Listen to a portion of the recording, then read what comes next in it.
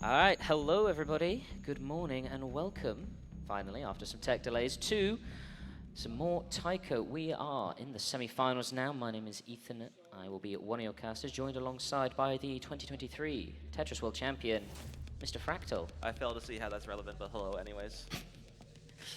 Anyway, what match have we got today, Fractal? We have a very interesting matchup, semifinals between two people very close in rankings, very close in play styles, but I think we're seeing very different strategies from them. That is Never versus Aurora Phasmata.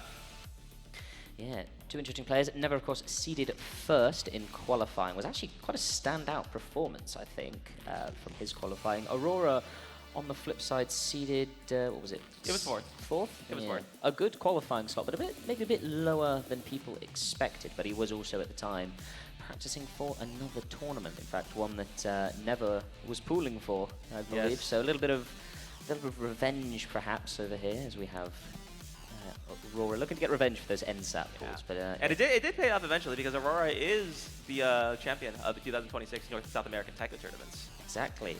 The final match, I believe, he played against...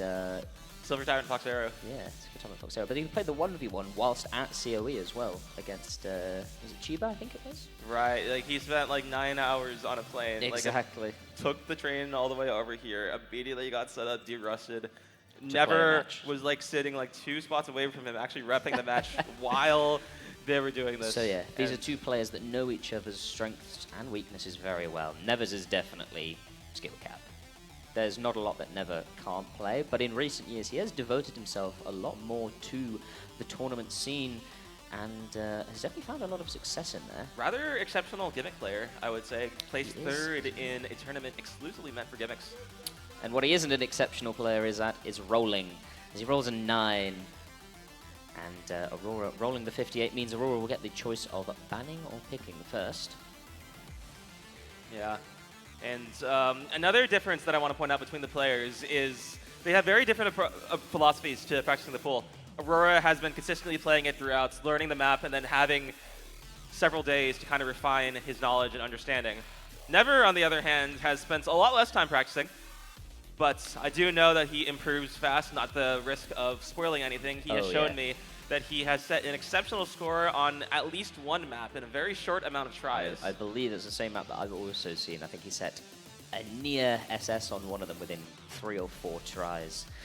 But yeah, Aurora will go for picking second and banning first, and gonna ban DT, and that makes sense against Never. Never is very, very fast. Aurora also has great speed, but I think Never's just, I think, a touch more consistent at those higher ends. He also banned this against me. Aurora and I played yesterday. Oh, yeah, he kind of folded me 5-2. Probably But a it was map also he's not DP as man. confident on then. Right, and it's also an advantage for practice if you just know that you don't have to worry about a map. Yeah, one less thing you got to worry about, and Never apparently forgot about banning. So again, we he's could see he's got the MP link pulled up. I could see on his screen he pulled up the MP link against your match. Yeah, now he is looking at our custom website comics. And he's banning Hidden 2. Now that definitely makes sense. Aurora set, I think played us twice over his 2 matches and set some pretty terrifying scores on this. Right. But Never will get the first pick now.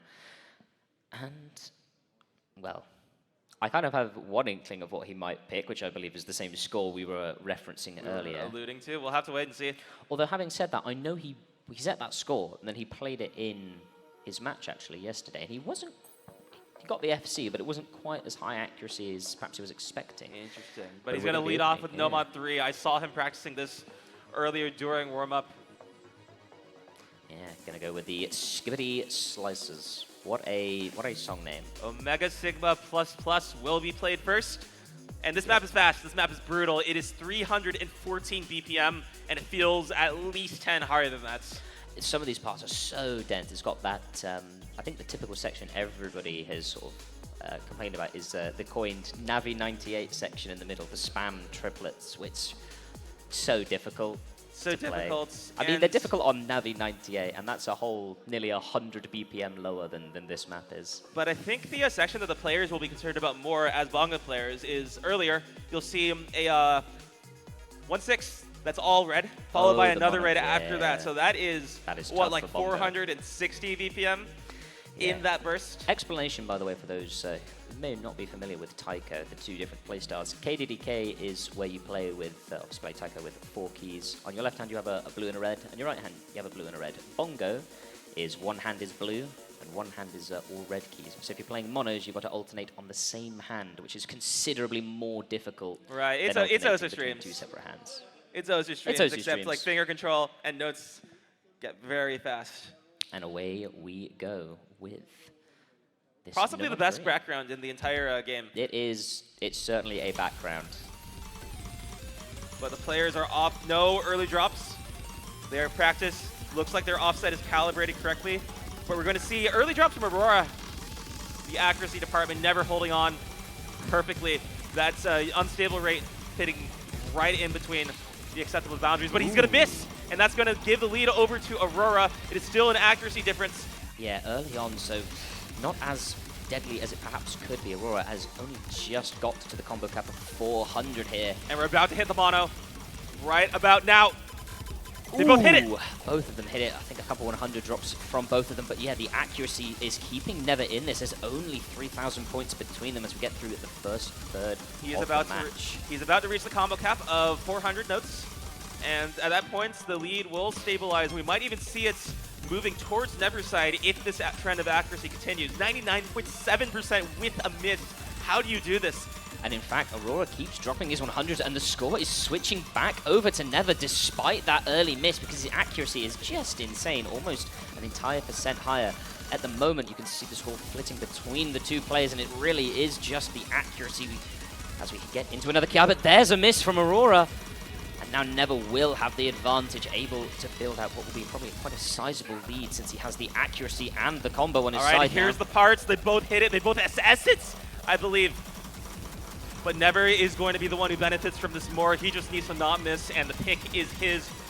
All Aurora can do is just stay in there. The rest of the map is not easy by any stretch of the imagination.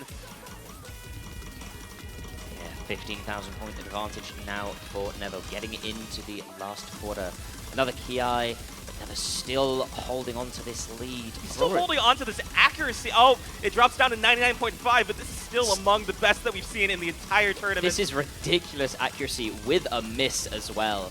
This could be quite some score for Never, but he has to hold on. He's not out of the woods yet. One miss could flick this back over. And Aurora has built up a sizable combo. This is not the kind of map where you can guarantee clean misses. And there's the miss! But it's at the end. Will is there enough time? Can Never hang on? 4,000. It goes to 3,000. There's another miss! And it can switch it over to Aurora. It's but Aurora's dropping hundreds. Can he hold on? Oh! 580 points. That is the margin that decides this first match. And it's looking we're going to have many more exactly like this. Aurora taking it at the very last seconds. Double the 100 counts, but held the combo where it mattered most. Heartbreaking loss just at the end there for Never. Apparently lag spike at the very beginning of the match. That explains that earlier miss. It was a little bit out of the blue for him, but yeah, what an opening. But that's kind of how this match may very well go. These are two players that do have some differences at the end of the day, but on maps like that, where they're both equal, boy, are they equal. But on maps like this, I would shudder to call anybody Aurora's equal. This is hidden one. The notes disappear, and the intervals are all sorts of messed up. Yeah, typical. And for those who might be familiar with Taiko tournaments, no, this is not a slow hidden, because Yongin doesn't pool like that. Shout out to our pooler, by the way, Yongin. This is swing hidden, and is quite difficult. I think we've had some solid scores on this. Has anyone FC'd this? I don't think we have an FC on it. But if there is one player still left in the tournament who could, well, he is sitting to my left. Yeah. And he has picked this first. He has picked it. This is right up Aurora's alley. It is pure reading. It tests swing in all the possible ways. Yeah. Constant mix of like 1/3 and 1/4. Yeah, exactly. And a controversial song, because some people don't like Nanahira. Type 1 in the chat if you enjoy Nanahira. I personally am not. I'm not a hater of Nanahira. I'm not saying I don't listen to the music in my free time, but you know. I can see there's like a bit of an oversaturation concern, but yeah. I think overall, like her songs are fine. I enjoy the collaborations with Camellia, and I am enjoying the fact that we are about to see a great set between Never and Aurora. They're getting warmed up. It looks like they've started, so we'll wait for the client to catch up. And there we go.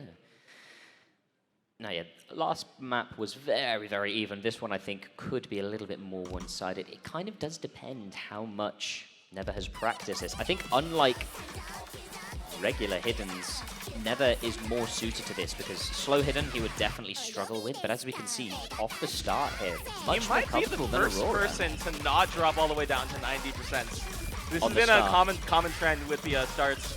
Never holding 98, almost 99. Aurora gonna have to be playing catch up for the time being. And that bodes very well for the rest of the map. Oftentimes I'm saying with hidden players in general and hidden maps, it can take a couple notes to get used to the rhythm. And it's a miss from with a Aurora. miss from Aurora. He's feeling a little bit off his game perhaps as this map starts, but still relatively early on. Never not a combo cap yet, and also starting to bleed a little bit of accuracy. Now tied act with Aurora and still in range if he was to become a miss himself. All right, we're gonna get to the first chorus, and you'll notice that there are these like kind of like 1/8 bursts inside there that you have to be constantly modulating between that and the 1/6, switching between these rhythms. And if you don't hit this perfectly, you're gonna lose the accuracy, and you're also gonna increase your chances that you miss because you have to stay centered in a map like this. Yeah, it is Critical for the reading. difficult. But Never seems to be handling this really fine. Still on the FC, has 0.5% lower AC than Aurora, and that gap has come down as a result, now into the 5,000. Right. Yeah, Never. I would imagine that he has practiced the intro a lot of times, and it really shows being able to take that early lead. And that's making up a bulk of the 5K difference right now. But we'll have to see how this maintains over the rest of the map. If this is the norm, then Aurora has made up quite a lot of ground. Yeah, and this map being an accuracy decided pick is coming ever more clear. Never bleeding some accuracy on this slow section. The gap has come down to 1,000 points between the two of them. Grows a little bit as Aurora trades some back. But still, it's so tight at the moment. Just decided by a number of 100s as we get into another Ki section here with a quarter left to go in the map. It's a 6,000 point difference. I think every 100 is like a 1,000 point swing, and that's going to be the interval in which this is decided. Looks like it's going to be another close one pending any message. The map is coming to an end. 100 there from Never. Takes it 1,000 points closer towards Aurora. Oh, and there's another one. He's beginning to bleed. 3,000 point difference. And there's now not much in left. the ending. Can Never hold on? This would be a breakpoint that he does desperately Another need. one on the mono. It's 2,000 another points. slim gap. There's not much left. They both built up their accuracy. These scores are unreal, level above anything we've seen before. But it's Never who's going to be able to hold on. A second breakpoint in a row on a And map an that is Aurora's FC. specialty. Wow. Look at these scores. I don't know if we've seen higher in like any of the previous matches, and they're both pulling this out. I think those two scores individually, I think surely thus far must be 1 and 2 in terms of everything we've seen so far this tournament. But yeah. I can't believe it. It's so impressive. The thing that we didn't get to talk about their playstyle as Bongo is that they're not necessarily known for accuracy, in the sense that Full Alt is able to maintain more consistent rhythms on average, but the fact that they're able to get this, like especially with reading maps, is...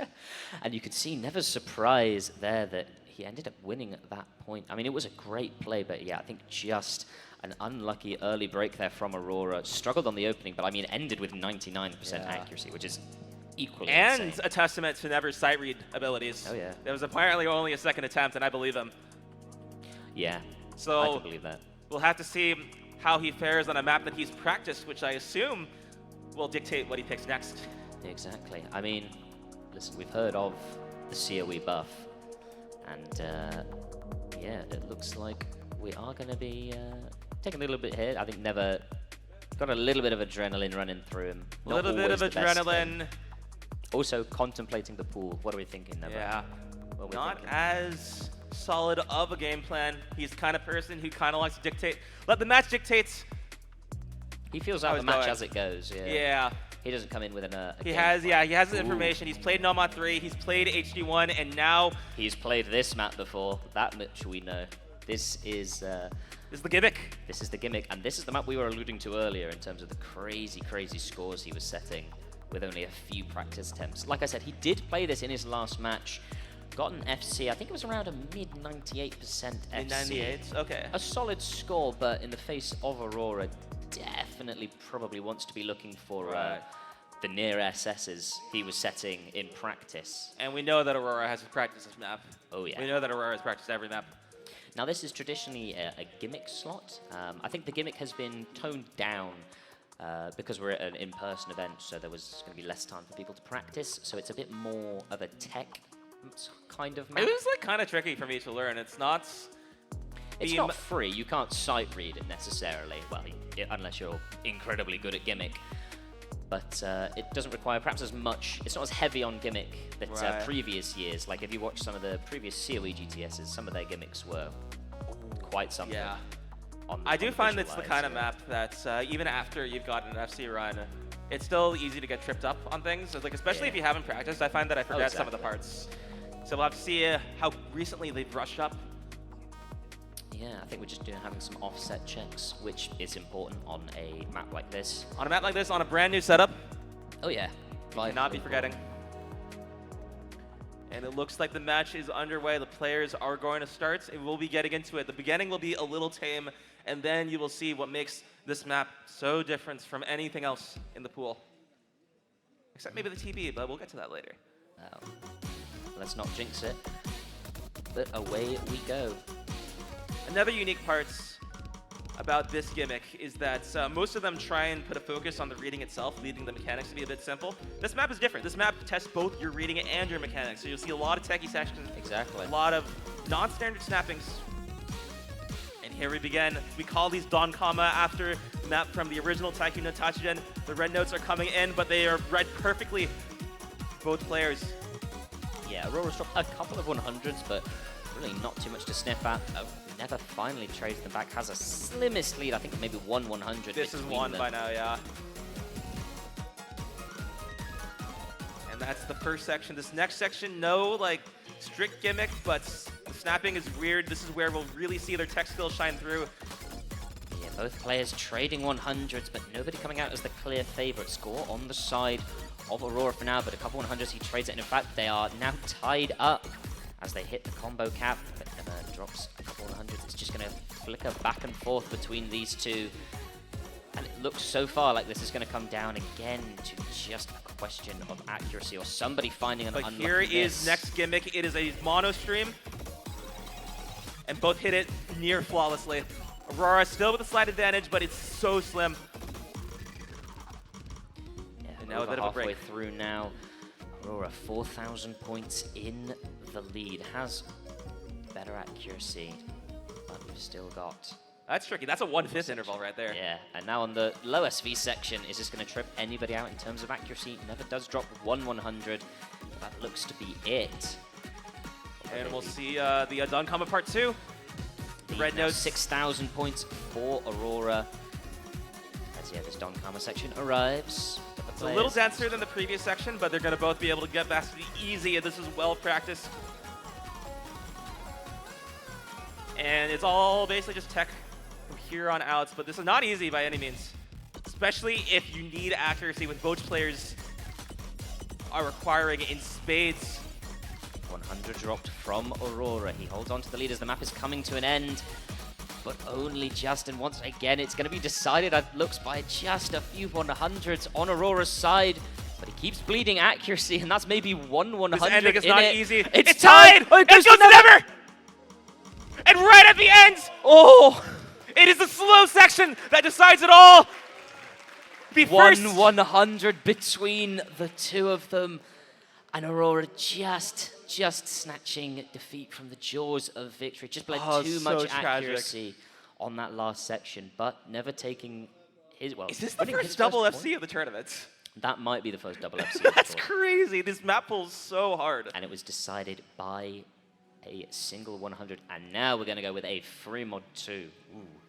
Fremont 2 seems like one of the more controversial maps from my experience. It's definitely received some feedback. Some feedback. From the players. Not in all the standard channels that you'd see either.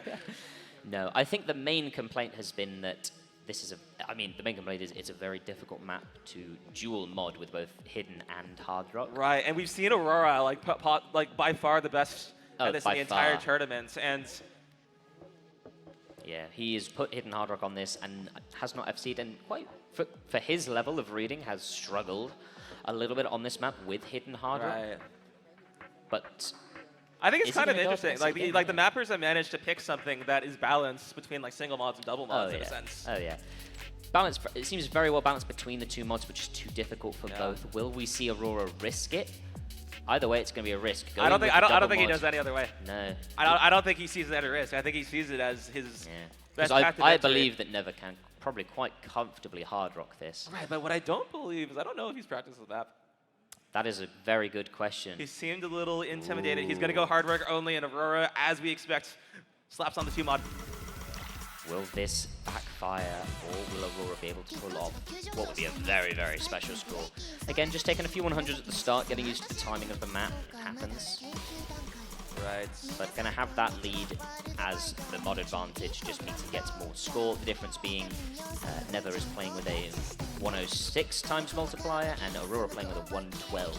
Yeah, you can see this. The rule of thumb is that a 2% difference of accuracy is about even, provided that both players FC, and we're seeing that right here. The difference is now less than 2, and that's what's giving Aurora the lead. Never getting caught out on the mono. It slows down in the middle. That's so hard to do with his playstyle. Aurora is prepared, and he is ahead in accuracy and has the mod advantage. Yeah, a lot of accuracy bleed by Never here, and it's giving Aurora what he needs with some leeway, and a miss there from Never. Yeah, these are means there are doublets throughout the section, but the doublets have different snapping, so he's going to have to constantly adjust, and this is pure reading at this point. And this is the most sort of ahead we've seen one player on any map so far. 35,000 points. This is Aurora's pick. He lives for the 3 mods. Yeah, this is his bread and butter, and he's kind of running away with it a little bit. The accuracy is below the sort of standard of 98, but on a map like this, you can't blame him for that. This is incredibly difficult. Barring any misses, and even with misses, he has this buffer. Yeah, he's got a nice buffer here. Doesn't have to put any pressure on himself to sort of act higher or not to miss. As long as he doesn't get in his own head, he should be good. Right, but Never, at this point, I don't think he's going to be able to gain enough of an accuracy advantage to really contest Aurora here. And at this point, we kind of just have to sit back and watch the master at his craft. Like, how does he read that, man? It is very, very difficult. Props to Aurora. He knows this is his advantage over Never. I'm honestly a little surprised he hadn't gone with it as a first pick in that sense, but here we are, and he's doing very well so far. Right. I will say there is one part coming up that I think has a tide to bring back the swing, to swing it back in the direction. It is a stream. It is 1/3. Oh yeah, the 1/3 Here we go. stream section. Up, not yet. Not yet. It went a little bit early, but right. This part, we've seen Aurora handle this, but this next part's gonna completely switch it up. You'll know it when you see it. He's bleeding a little bit of accuracy. The lead has come down. All right, here we go, but it's Never who's caught out. Aurora maintaining the FC. His accuracy's going up. That's very impressive. The map is all but sealed at this point for Aurora, but now it's just a question of style points. Can he finish this map strong? One last little bit to go. All right, this outro is relaxed, but is Aurora relaxed as well? But if you take a look at this man. Oh, he pops up! We saw it, we saw it, we saw it. We all saw it. We were all watching. Do you see the number? Do you see it? I think we win. 1.044. Who's going to beat this with single mod? Who's going to beat this? Nobody in this tournament, I think, can act this with hard rock. Nope, not and we as haven't, well as that. We haven't seen anyone even try hidden. That's probably up there in contention of score of a tournament, I've got to be honest. I think the only other one is going to be what Cheese did.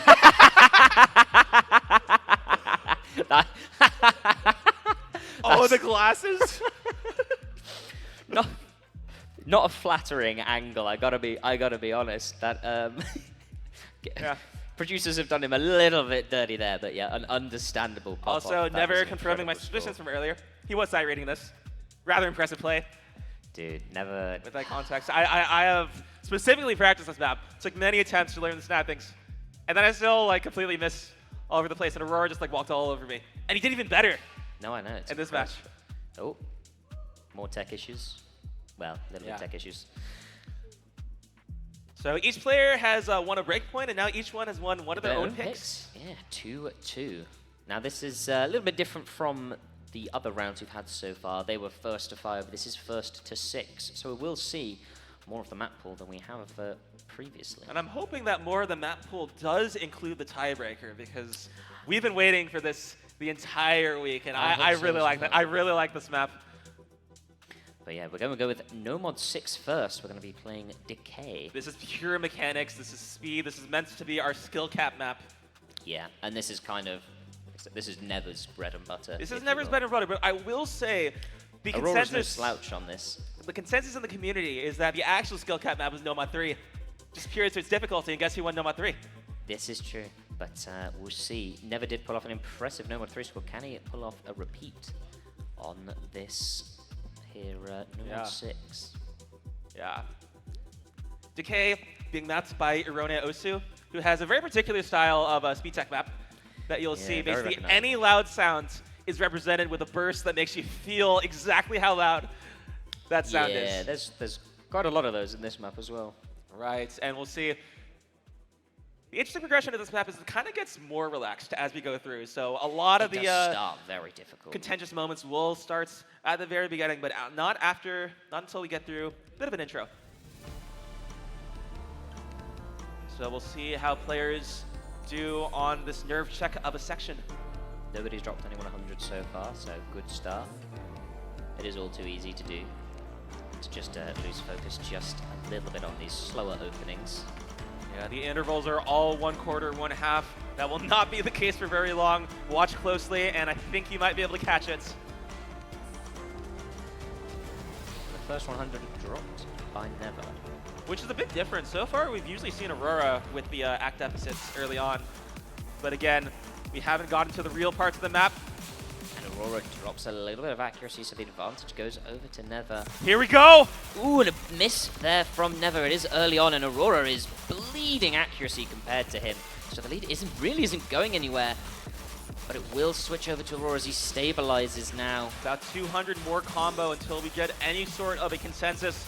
But right now it is Aurora, and he is not really dropping all that much AC. You say that he is almost an entire percent behind, and he's in the lead, but it is close, and already Never is back at the combo cap, and the advantage that Aurora gained from his break is only 2,000 points. And bleeding even more accuracy here. All right, here we go, the bullshit doublets. They hit all of them.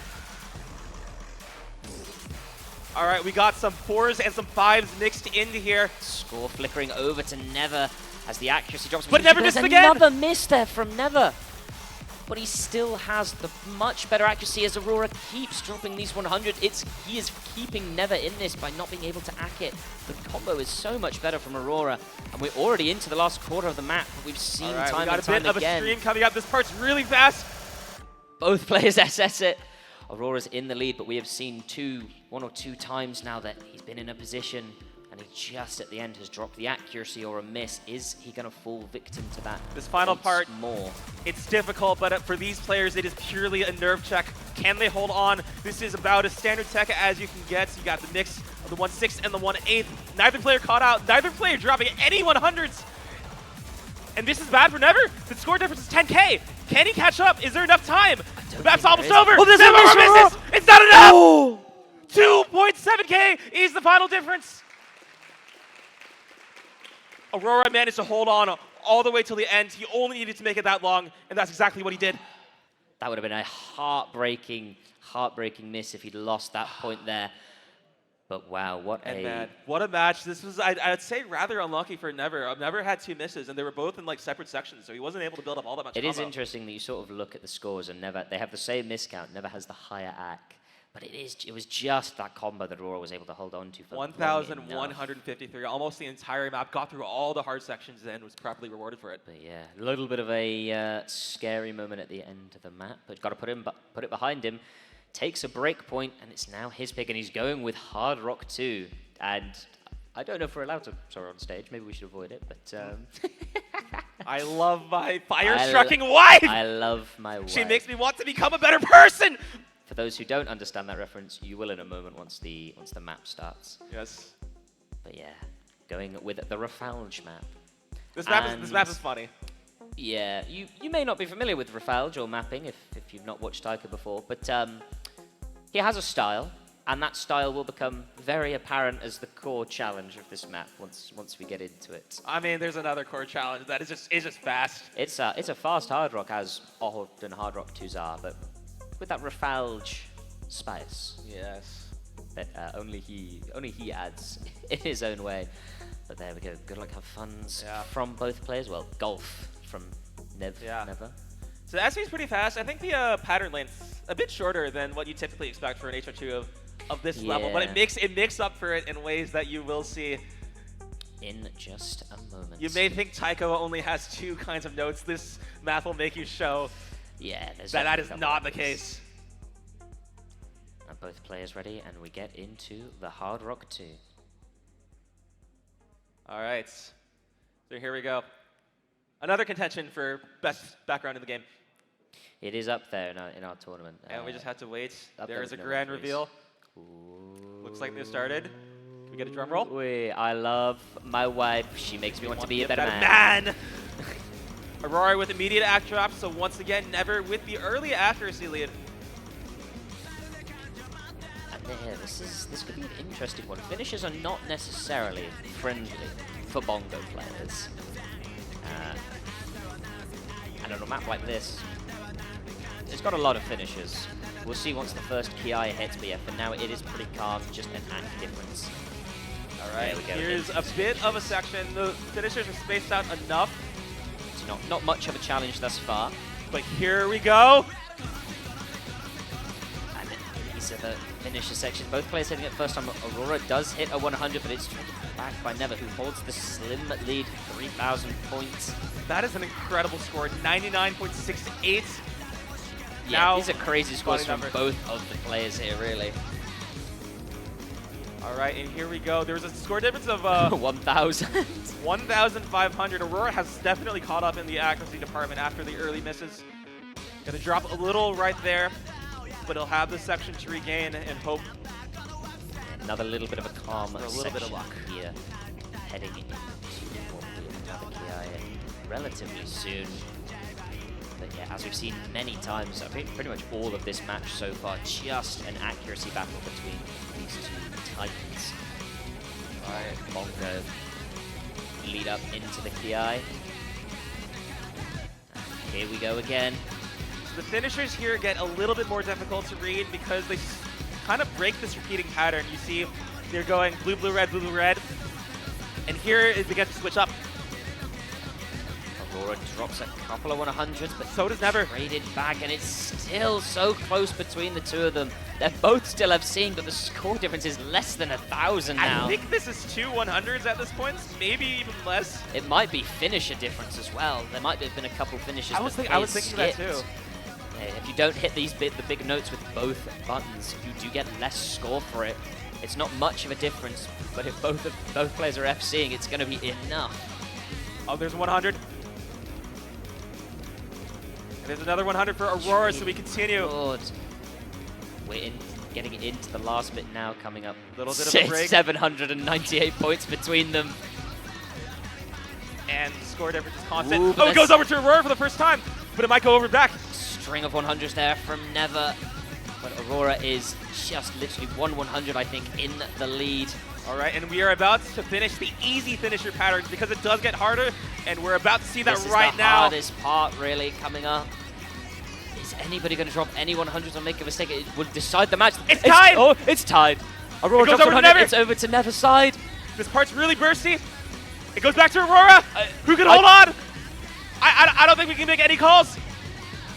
There's a couple 100s at the end. Never's in the advantage, but he drops one. He drops one, he drops another. It's going to come down right to the very last note. Where's it going? A 300-point difference. 352. 100 difference. Once again, Never barely holding on. I think this is the same 100 count as the other double FCs. I think it was also 19 to 20 for the No Mod 4. Yeah, it was actually. Completely different context, exact same turnouts. Never is going to be able to keep his own pick, but he had to fight for it. That was Aurora's pick. Was that Aurora's pick? Yeah, that was Aurora's pick. That's another right. That's another breakpoints. to all these breakpoints, and we're still tied. We're getting ever so close to the map that I want to see. And Aurora rightly frustrated there. But it was so close. Oh, look, there's us. No, it's an HR2. Like, what do you expect? You are testing your reaction time. You can't let your brain, like, pause for just, like, any seconds. There's no respite on a map like that. You've got to be focused the whole time, otherwise All you're right, just and like the other factors, they can hear us. They probably can't stand us. We're probably being way too loud. But that means that they have some sense of how close the match is, and I can't imagine this is information they want to be thinking about. No, exactly.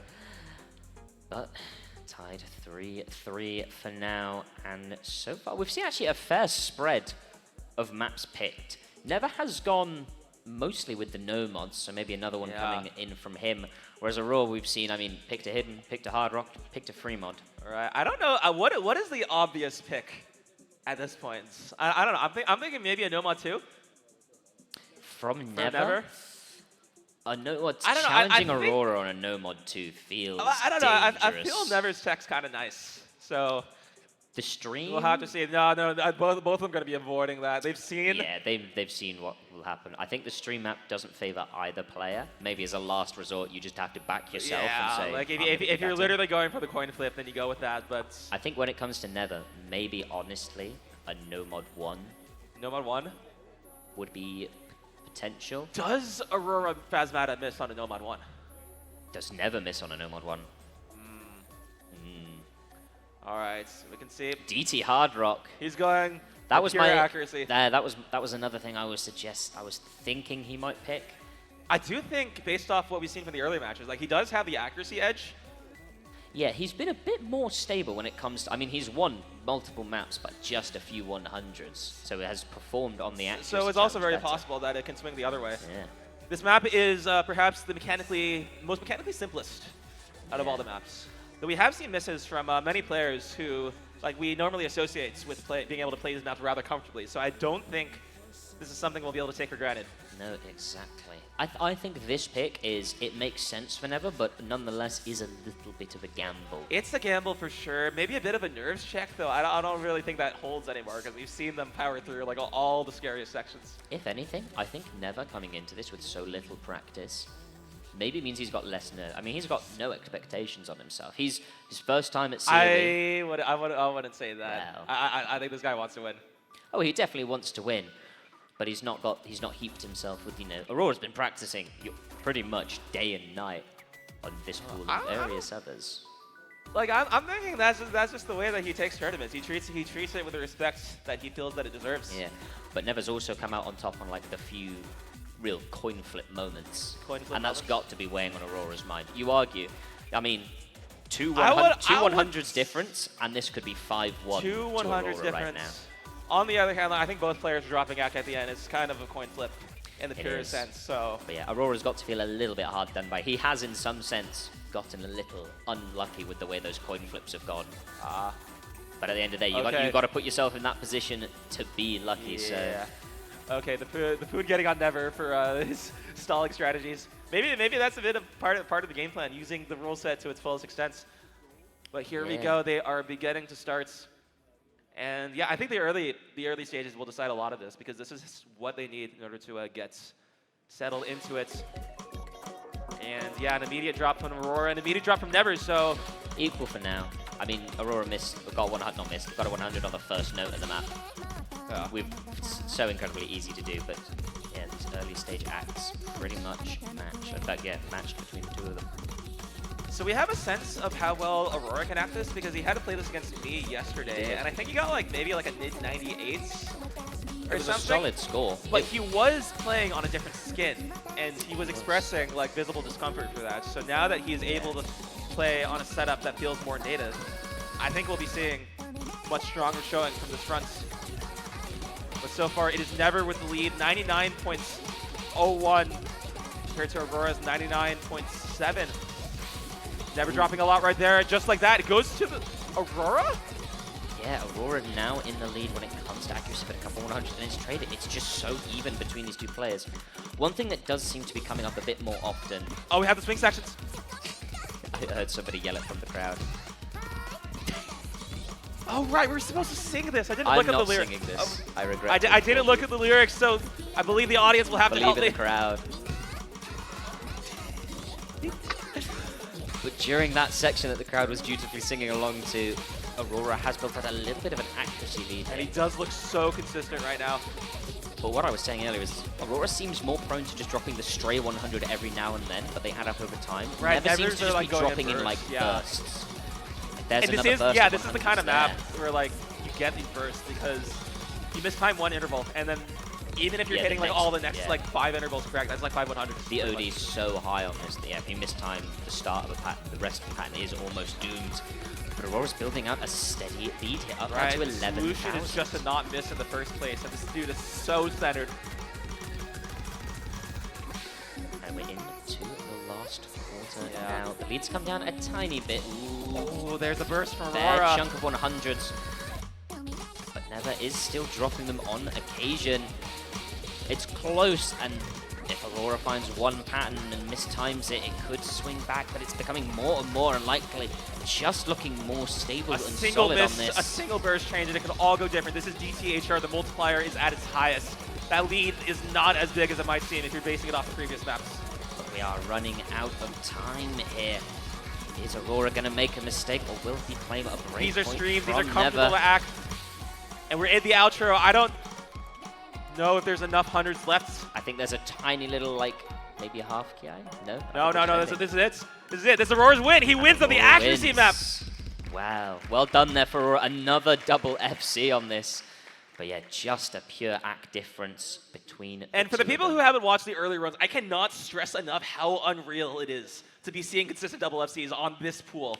We were seeing C ranks. We were not seeing consistent FCs. We were seeing like 300, matches, 400Ks on the hardest maps, and this is Osu Taiko, which like the expectation is like at least 900. Yeah, 900K, which is And we got ourselves 16 great players here. It's just that like, quite frankly, this pool was made for the top 4, and that's exactly what we're seeing right here. The most competitive match by far. Going with Fremod 1 Chain Dancer, mapped by the co-host of last year's Series GTS and commentator for this year, and in the crowd somewhere, Taiko Mum. Eternally helpful, eternally a pillar of the community. I think we should all say thank you, Taiko Mom, right now. Thank you, Taiko Mom. Thank you, Taiko Mom. Anyway. Yeah, Aurora immediately, I wonder how long he was sitting on this. Like, he's basically just like going for the win right here and there. Aurora's picks do seem interesting. The starting 2 picks, maybe you say a little bit of first map nerves, but they were very close, and I didn't really fully get them. But now these picks seem more sensible. I would expect a double mod from Aurora on this. Can Never match? Has never played the map. Possibly. Oh, huge act drops from both of them. They're in the 90s. They will recover and miss from Never. But the act is like a 3% difference. We are very early days, so there's pretty much no combo to speak of for either player. I mean, even with that miss, Never's only 40, 50 combo behind Aurora. Remember, the rule of thumb is 2%. So we're going to begin to see that stabilize, but Aurora has maintained this advantage, and he'll be able to have a little bit of extra leeway compared to the rule because of that miss from Never. Yeah, he's going to hold on to this lead, but with a couple 100s like that, you can see it's now back to flipping to Never's side.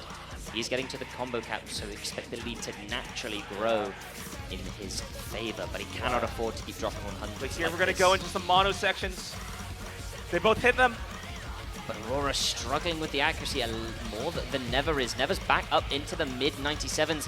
Aurora's still struggling, hovering around that 95%, is in the lead, but for how long? But another miss from Never will help out Aurora's claim here.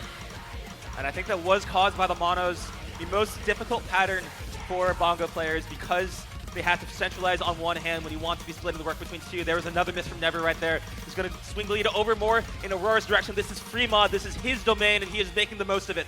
Yeah, it was a shaky... Ooh! Big old miss there from Aurora. And I was again just on a going to mono. say, he was building out a nice lead there, but that does somewhat curtail his efforts. It's going to keep this close. It's not going to go over to Never, but it is going to keep it just within range if Aurora makes another mistake like that. Let's see, once again, the act difference is keeping Never in this pick. Aurora's growing with the mod advantage. All right, here we encounter a bit of a slowdown. On hidden only, this might be a bit of a struggle, but Aurora's going to be able to read this just fine because he slapped that on and is only sacrificing a little bit of accuracy, but he has much of that to give. 15,000 points is the score difference. Yeah, it's a decent buffer. I mean, what we saw last time, he had this kind of buffer, and it only just about survived his chain miss there. And we've still got time for another one to be found. Yeah, there's one more chorus, one more burst of monos. We've seen them catch out the players right now. Will they continue to do so, or will they hold on? So far, they have seemed to hold on. There goes that combo cap. Just about holding on to this advantage. Still bleeding accuracy, but it's not enough to send it comfortably like Never's way. He would need to miss if Never wants to claim this point. But that does not look likely. The last of the hard 1-6 is behind us. This is the outro. Will there be any drama at the end? It's not looking like it. Switch, even if there was enough time, and Aurora will win the free mod 1. By a margin, yes, but not as comfortable. Not as comfortable as he would have liked, but... And it was only a 1 miss. I actually thought it chain missed because it was in the middle of a pattern. Right, yeah, that's so impressive. But that is an impressive recovery if so. But yeah, you can look at the act difference there. Aurora with almost double Never's 100 count, which is what kept it close the whole time. And if he'd found a couple misses, probably would have switched over. So in this tournament, I also want to mention, FM stands for Force Mod. You have to pick one of Hidden Hard Rock or slap both of them on at the same time. You can't do no mod. I'm sure Never would have preferred to go no mod. If he did, then I think it's really likely that he would have been able to win the pick outright. It's incredibly likely, yeah. But back now to Never's pick, and all of a sudden what was a very close match. I mean, we're at match point now. Aurora is 5-3 up. This is the first 2-point lead that we've seen all match. So Never's going to have to win his own pick, as we've seen consistently. This has been a bit of a struggle for both players. Yeah, it has. Neither of them have been comfortable on their own picks, and with the discount of Aurora's free mods, which are the advantage right now. That so do we think now is the time for him to pull out the gamble? And gamble he is, no mod 2. Ooh. This map has the worst snappings you have ever seen. Yes. Paired with low SV, so it's impossible to see the intervals. It's possible to hear what they're supposed to be anyways.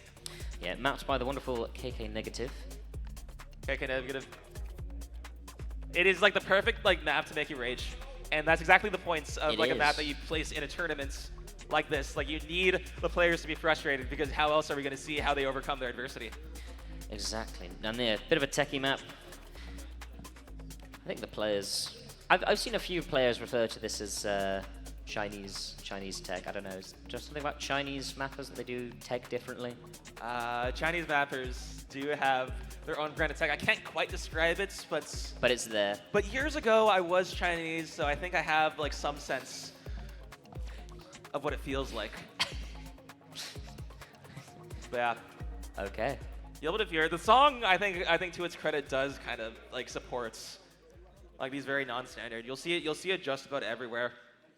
But yeah, here we go with what could be the last map of the match. Never, to use a cliched phrase perhaps, fighting for his tournament life. Aurora looking to make it to finals, I believe for the second time? It would be third. Third time. Because he won outright in he won in first 23. COGS, then was runner-up. Yeah, can he go back to finals for another chance of winning, or will Never? Okay, this part's bullshit. They SS it. What the? No, that's not okay. Ooh, but there is a miss coming from Never, and he does not have the accuracy lead this time. This is going to give Aurora a good... Well, I say that. Aurora does drop a string of 100s there. Still going to have the advantage because it's not much. But it's not going to be as comfortable as he would like, even in these early stages. No, I actually hate watching this. Why are they at 99.5? Why are they both at 90? Why is Never at 99.7? He missed.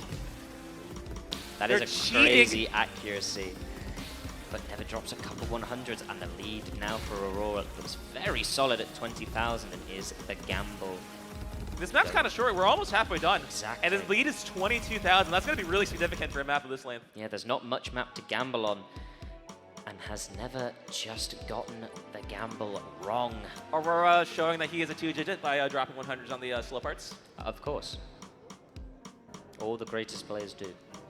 Yes. So never being able to make a little bit, but he's going to need something more drastic to happen on Aurora's side if he's going to have a chance to get back into it. He's going to need a miss or some really, really bad act drops from Aurora. Right, but there's a couple, but mostly it's there's coming. no density, I think, for a even. chain. There's no density, I think, for a chain miss. No, it would have a couple more 100s there, and the lead has come down. It was at 20,000. Just there's a miss. There's the miss. There's the hammer. It swings over. It swings over to Never, and we are getting towards the end of the map. But he needs to hold steady, and he trades the miss! No, that mono, you have to count differently. It's a 10. I think this is the practice tip coming in. Aurora has the lead. Will he be able to save it to the end? There's one more part of the end that is absolutely awful. It's going to be tight. They cannot afford 100s here from either player, really. There's a couple from Never. It's 7,000, 8,000 points in Aurora's favor. Can he hold on towards the end? No, he misses! He misses! It's Never's able to hold on! just a couple minutes left! 5,000 points, 6,000 points! It goes to Never, he stays alive in the last seconds! Oh. My heart. You guys can't keep doing this to me. Oh my gosh, Never pulling through at the very last minute, but that's not enough. He's gonna have to win one more. And, okay. This map is pure mechanics. This map is hard as balls. It is. Everyone has been avoiding it. I think it went completely unpicked throughout the entire round of 16. Why does he do that? The slow-mo replay. Oh, we got another one. Wait, that is a fantastic lead. You should, you got to be proud of that, man. That is. I would frame this on my wall if I were you. My lord, but there we go. And we're getting into what will be the last map pool pick of this map. So yeah, I think this part of the match is gonna get muted by the VOD. The actual match itself won't, so we have to get all of our swears and bad language out right now. Oh dear, but are they playing right now? No, I think never. I was never offset checking. Yeah. Yeah. This is one of the things that I also did not realize going playing on PC's local offsets. Oh yeah. On like the maps that like I did in practice, I got jump scared by one of them with like a +3 or whatever. I think we had. Was it Never or it might have been even Aurora? We were on second stage and he played a map. And he was like something didn't feel quite right, and he checked his global offset, and it was at -47. -47. Which I don't know. Yeah. I had to play on the computer that Quiet Water was previously using, and I changed the global offset from his -20 to +10. I don't know what he was doing, man. It felt way better after the fact. Quiet Water is an interesting player. Quiet Water is so interesting. He's also like so cool, you know. Like he got the sunglasses. He has the HCHR. He was aura farming yesterday with the sunglasses on. Yeah. Shoutouts to Quiet Water. Shoutouts to Quiet. Shoutouts to everybody who's played in this bracket. This has been a wonderful tournament. I've come all the way from the United States along with Aurora just to play in this, and it's been a great time. Yeah, we've been glad to have you here. Wouldn't have it any other way. So yeah, both players warming up. It does not look like we have readies right now. Never still, I think he's looking through the editor. He's looking at the map in the editor, which, for his own pick, that's interesting. No, this is Aurora's pick. This is Aurora's pick. Yo! He's learning. He's ready. He's ready to go. Oh, he has it dialed in. He's ready to go now. He's seen the map for like a couple seconds. Okay, I will say that like patterning-wise, there isn't going to be anything that's surprising, but the entire map is fast and the accuracy is such a pain.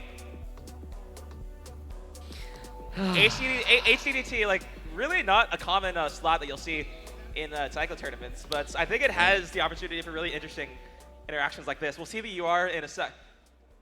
Oh, sorry, the overall difficulty in just a second, so we can get a sense of what it's like.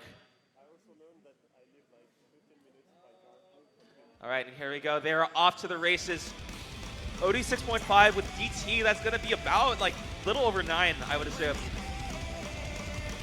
But Never so comfortable on this. How is he SSing the intro? Aurora 3% behind. Finally breaks from Never. It's going to be a little closer, but still 6,000 point lead, 7,000 point. Oh, fuck.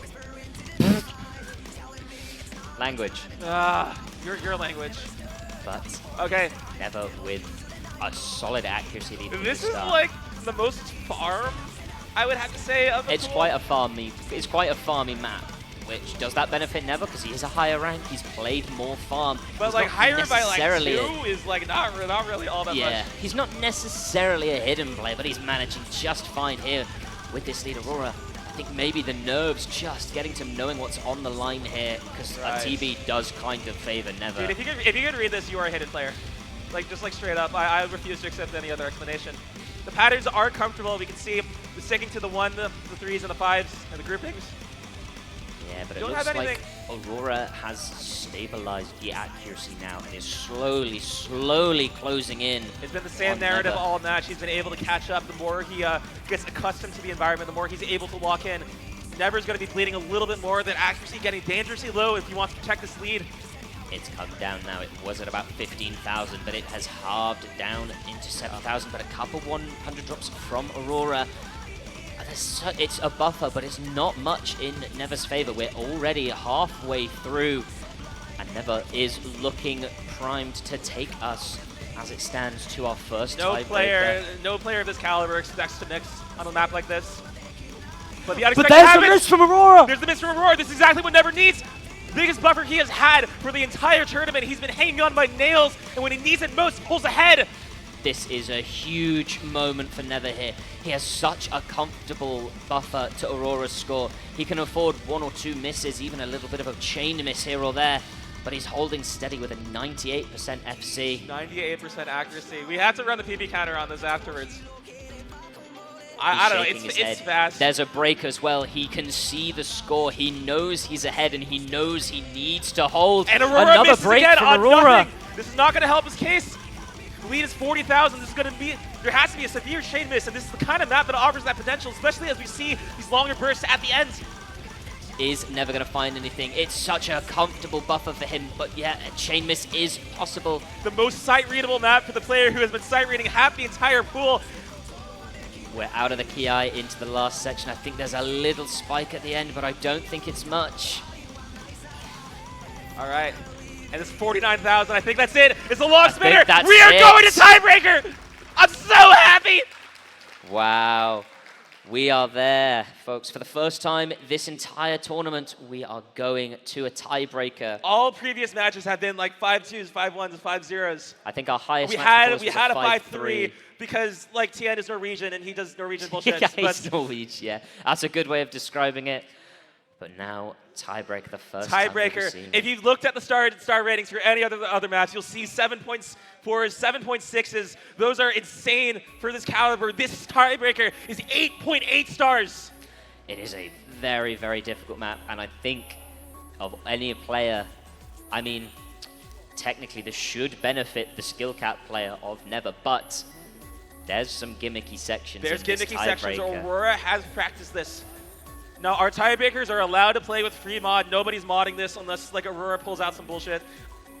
Yeah. Like, quite frankly. Unless Aurora decides to go insane. But, like, he is the practice demon. And, like, I think even he was expressing a little bit of reservations. I've been so curious. I practiced this map so much because I actually think it is so well put together. Custom mapped by GT. And every part is made with care. And it's hyperflip, which is the best genre of music.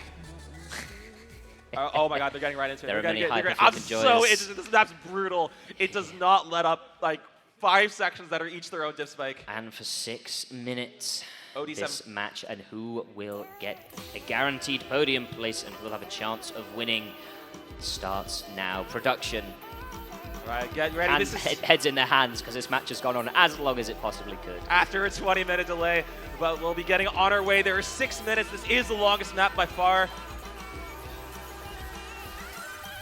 And we're just going to get right into it. Look at these bursts. 1/6, 1/8, all over the place. The patterning is not comfortable by any means. I will know. I spent many hours in the editor on this. And those misses from both players. It is Aurora with the early lead, but is it going to stay? It's just a couple of 100s difference between them. It's that early miss. They missed on the exact same note as well. They have the same combo. Effectively. Outdraft from Aurora. It is Never with the lead. This section does not let up. And here we go. Finally a break. A break, and they can see that there's nothing in it after that brief opening. All right, this next part's a bit more finger control. Notes are going to be a little slower, so I am expecting that both players will be able to FC it.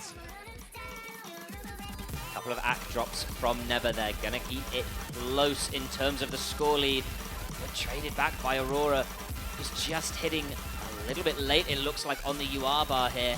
Right, Like, you can just barely see them underneath the player cameras. Yeah. Oh, Oh, a miss from misses! Aurora! So it's going to go over to Never. That's 11, 12,000. 12, 13,000 point lead. And like, this is a long map. That actually means like on a long quite map, a bit. that is quite a buffer. That's a chain and it's an miss, active, really. it's a 1.7. All right, what's next? I think we get into some of the funky little SV sections. Another Ki coming in here. A little bit dense reading. All right, yeah, we got the 1-6. And Never finding the better of it. The lead still in his Aurora favor. And misses another again. miss from Aurora. It is steel cap. This is Never's domain. This is looking very, very worrisome for Aurora, falling further and further behind. But we are going to get into the gimmick sections little bits. And that could be where Aurora could find a way back in, could find some light at the end of the tunnel. But he's going to have to make up 22,000 points on this kind of map that is this long. He is not missing, though. But there's a miss from Never. It's just a clean one, though. It's not going to offer much respite for Aurora, but it is something. The gap comes down by a little. And another miss from Never. All right, here's the gimmick section. It's a bit easier More to misses. Aurora's practice paying off. The But gap Never's has come practice also paying off as down well. from 20,000 into the 8,000 point margin. It's close once again. Aurora clawing his way back into this. Nobody but misses. another chain miss, and he does a lot all of his 100s. hard work. Dense finisher section. Never misses on the finisher section, but there's no combo for Aurora to take advantage of here. And we're only halfway through. All right, bit of speed, but only a taste. And we got a long break right now. Everyone knows the section. The crowd went batshit insane when we saw this in the tiebreaker showcase. But it is maybe my favorite part of the entire map. Never holding on, 16,000 point lead. It's not as solid as he has had throughout this map, but he's had scarier moments. I do not envy either player. I would be terrified right now. They've got another 3 minutes of nerves and of terrors. I'm looking at both players' screens right now. Neither of them have the leaderboard on, but that break would have clued them in. All right, and here we go! High This is SV the stream of all times. Will they hit it? Couple 100 drops from both players, but neither of them pick up any misses, and then the SV on, but slows down. And it keeps slowing and it's slowing. It's going to get much, much denser. Can the players read this? They're still FCing this portion. They lean into the screen. Aurora needs a miss from Never on this section, but he is not yielding. The slowest and has come to an end. They've both hit it. And Never's lead has only grown. It's up to 20,000 points. He's sight reading this. Presumably. No. He actually, this is the one map that he did in sight. This is the one map practiced. he played first day. He has a leaderboard submission. He's second place right now. And it is showing right now. Then he's holding on to a 20,000 point lead. Quarter of the map left. That's about a minute and a half. Aurora's hopes fading and fading fast. No, but there's still plenty of map. There's still time, but Never has looked just. I mean, the all right, here we get to the chorus. And the combo we get. But just kidding. The chorus. The fastest burst, and misses both players both. This is good for Never. This is a trade. He Aurora won't be able to get any lead from this. He misses again, but it doesn't affect his score too much because Aurora has not got the combo to capitalize on it.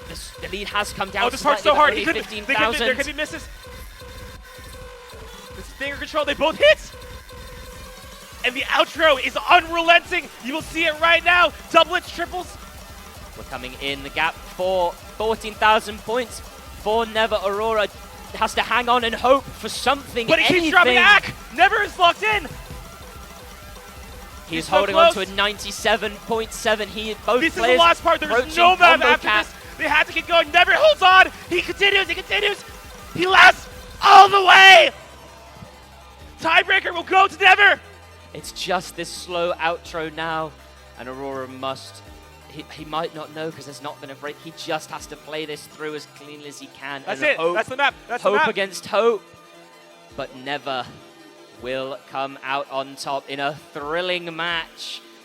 Never will go All through right. to finals. We have on the break. his first appearance in COE. Okay. Never will go to the winners finals. We don't get to see whether they hit the they get to hit the spinner, but that's okay.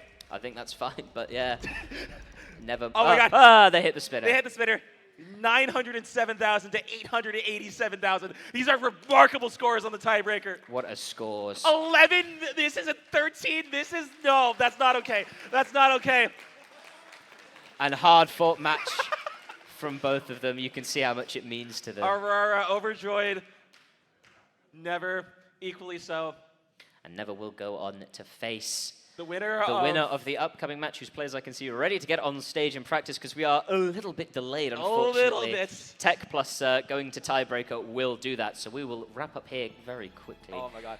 As the players get sorted, but it has been a tremendous match, and we will say farewell to you, Fractal. You're now off to the UK to compete in the Tetris competition. I am. I'll be able to watch this match a little wrong, and I want to say thank you for organizing this tournament, for bringing us this experience, for being here along my side as we got to witness my favorite map being played live. We did indeed. Now, thank you very much. We will see you all in a minute. We'll be handing it over to Taiko Mum and Quiet Water for the next match, which will be Over the Hedge 2014 versus Cheese Stinging. Keep watching. We're going to be back in just a minute. We'll see you won't want to miss it in a moment.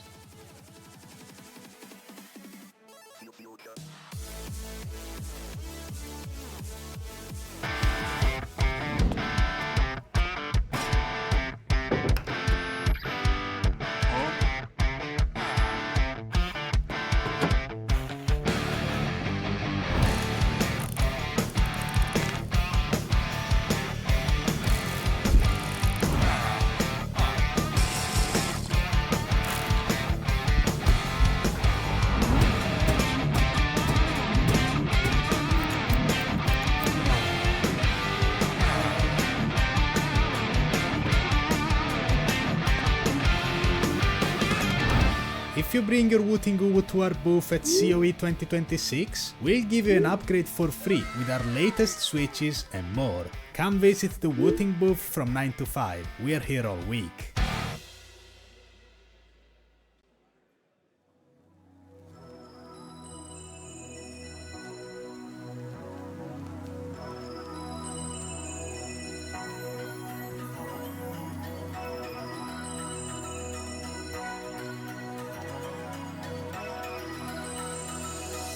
Does growing up just change your body? Or also your soul? Maybe I could just stay the same forever.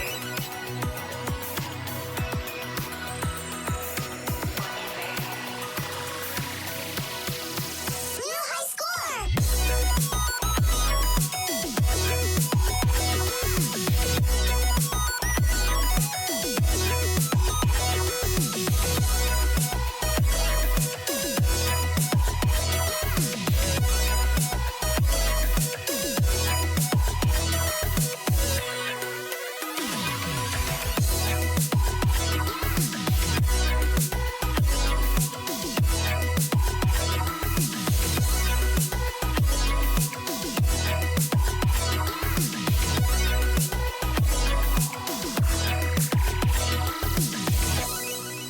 Being crazy is hard. You're getting all hung up on imaginary problems. You gotta focus on what's real, man.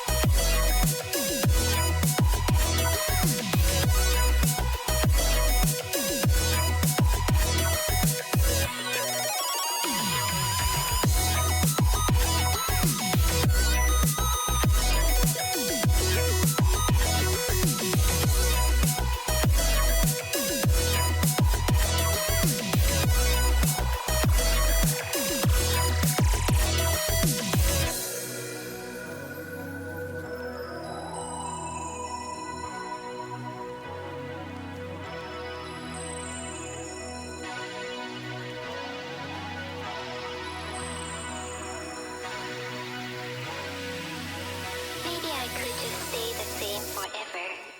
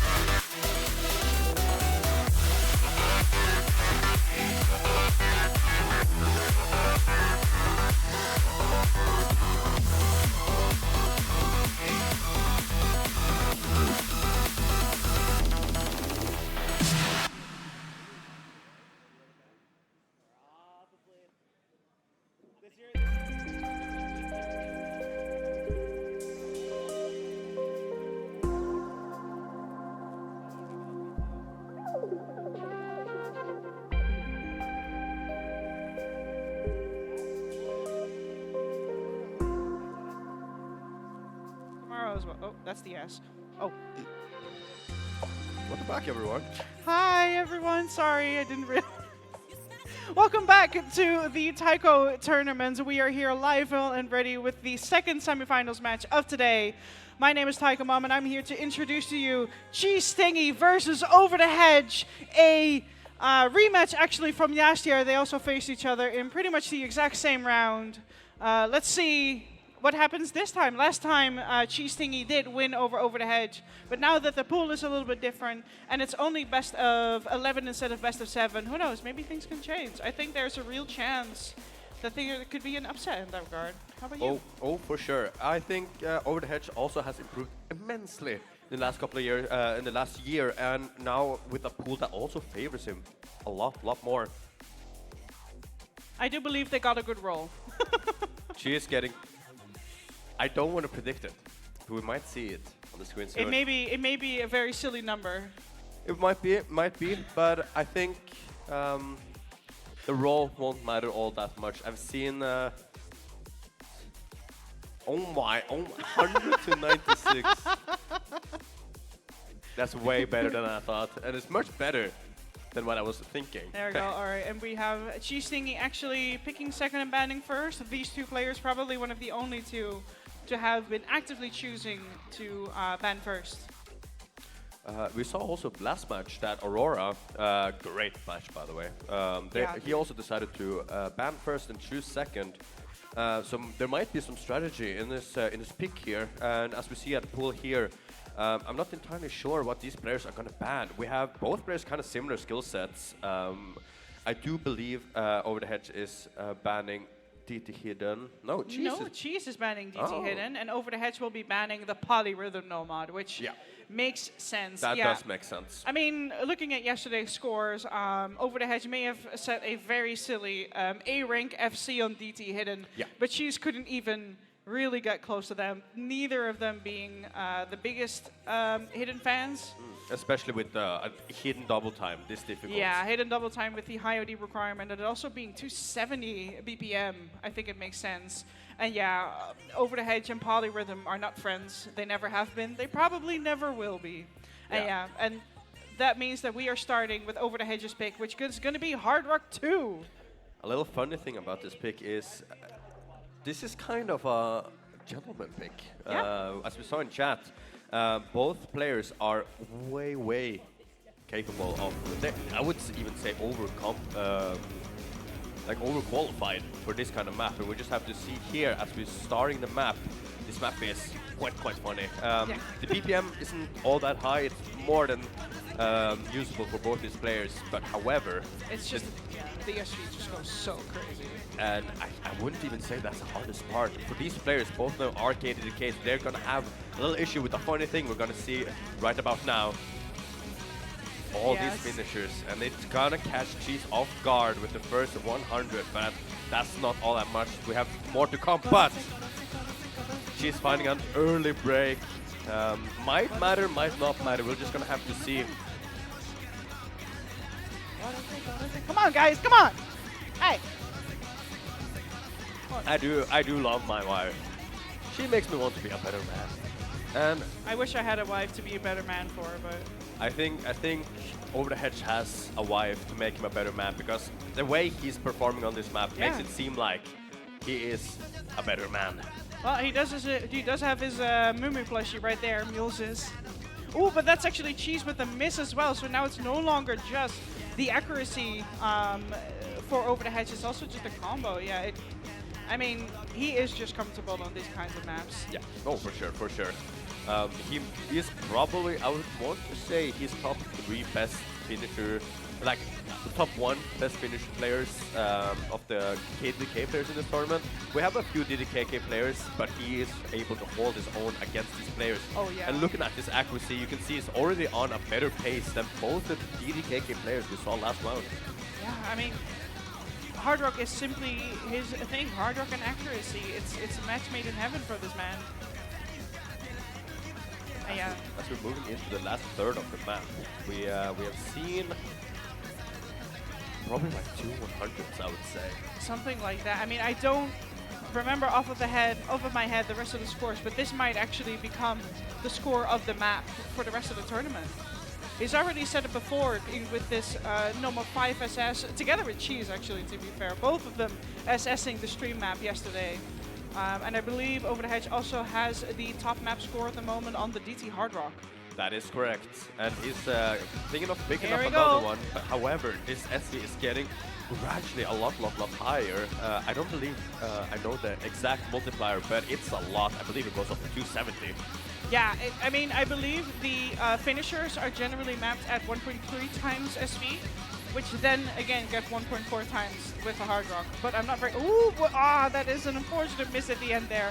But I don't think that's going to matter. It's still 32k ahead of his opponent, Cheese Stingy. I think this is going to be a very good and strong and important first point coming in for Over the Hedge. I still, even with this miss, I do believe Over the Hedge is still #1 in this match. He could be. He could honestly be. 99.8% is insane. His And there we accuracy go. is just mental on this map, and we see this time and time again. He just pulls off stuff like this. 5 100s, 1 miss. I'm not entirely sure, but I believe that's probably the best score we've seen. I don't know. Could be. I don't know if Never with his. I don't think he even FC'd. I don't know anyone FC'd this.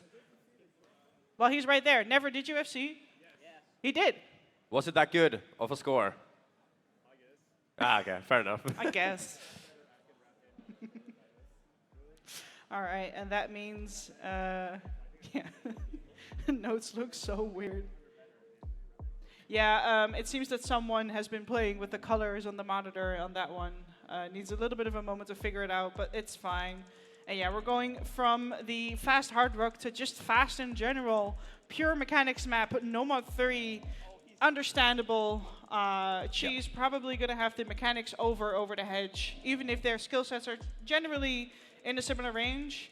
I think Over the Hedge definitely has the accuracy, but Cheese has the mechanics. And for Noma 3, that's what's going to matter. I do believe this is a little bit fast for even for Over the Hedge. He did lose this yesterday to Tian. To be fair, Tian's score on that was insane. Yeah. Why is he capable of FCing that map? Yeah, actually the only FC we've seen on that map so far in the tournament. Is it? I'm pretty sure. I think Aurora missed very late one time, and then Cheese also missed very late one time. If I'm He did FC it in round of 16, yeah. Well, To be fair, it has been a very hectic 3 days. It's difficult to keep track of what everyone has been doing so far. The top 4 have been performing insanely well. I mean, considering Over the Hedge and Cheese are actually the 2 best performing players on the pool overall yesterday, that is. So it's very nice to see them up against each other for that.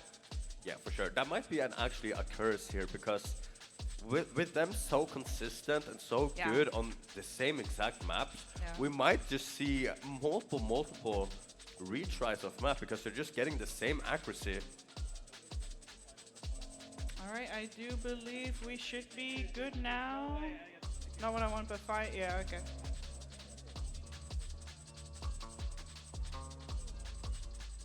This map is, I believe, 310.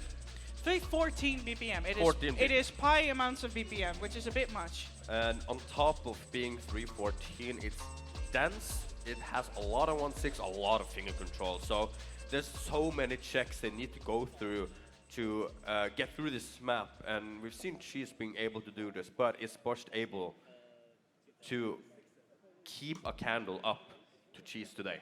We just have to see.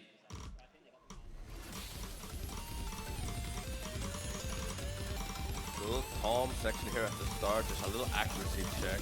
This is OD 7.5, so it's quite high, and as you see that both players dropping 100 instantly after this first intro section.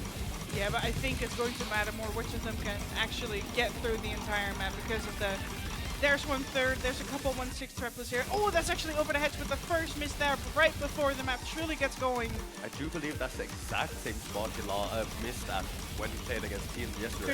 Could just be a pattern misery. This map is mapped by Jarvis Gaming, who is known for making quite, like, the patterning may be simpler compared to the Qualls Noma, but considering the BPM is 25 higher, Jarvis's general pattern uses can be a bit mean. Oh yeah, for sure. We've seen both. There is difficulties for both playstyles in this map. We're definitely, and like a generally hard section we're gonna see later in the map. Now it's just a little pump section. I would say this is probably the easiest section in the map. Yeah, getting through them on thirst just fine. As long as you know they're there, you're good. And yeah, playstyle-wise, these two, I believe, actually have pretty much the same playstyle. Mostly single tap KD to K. So playstyle difference might not come up too much. Might be just speed comparability, and here we go, the triplet spamming. Oh, over the hedge, missing more. She's actually SSing that part, I do believe, and his accuracy up to a 99.666, and with the FC as well. So he's looking forward to maybe getting the top score of this map in the tournament. Yeah, I mean, there's only a quarter of the map left, and it's not letting up. This is the part that is truly the densest. Things could switch over, but I kind of doubt it. Cheese is looking so strong, so stable on his first pick of the match. I do believe he has passed the point where he missed yesterday, so he's looking forward to get a good TP on this. Yeah, drops a little bit of accuracy, but doesn't seem to matter all that much. Fine. If he sets the FC, he will be elated. Just a little bit more, not a whole lot. Act drop there. There's a little bit left. Can he hold? Seems like it does hold. Incredible score here from Cheese. No reaction at all from this man. What an incredible score from Cheese. 15/100s.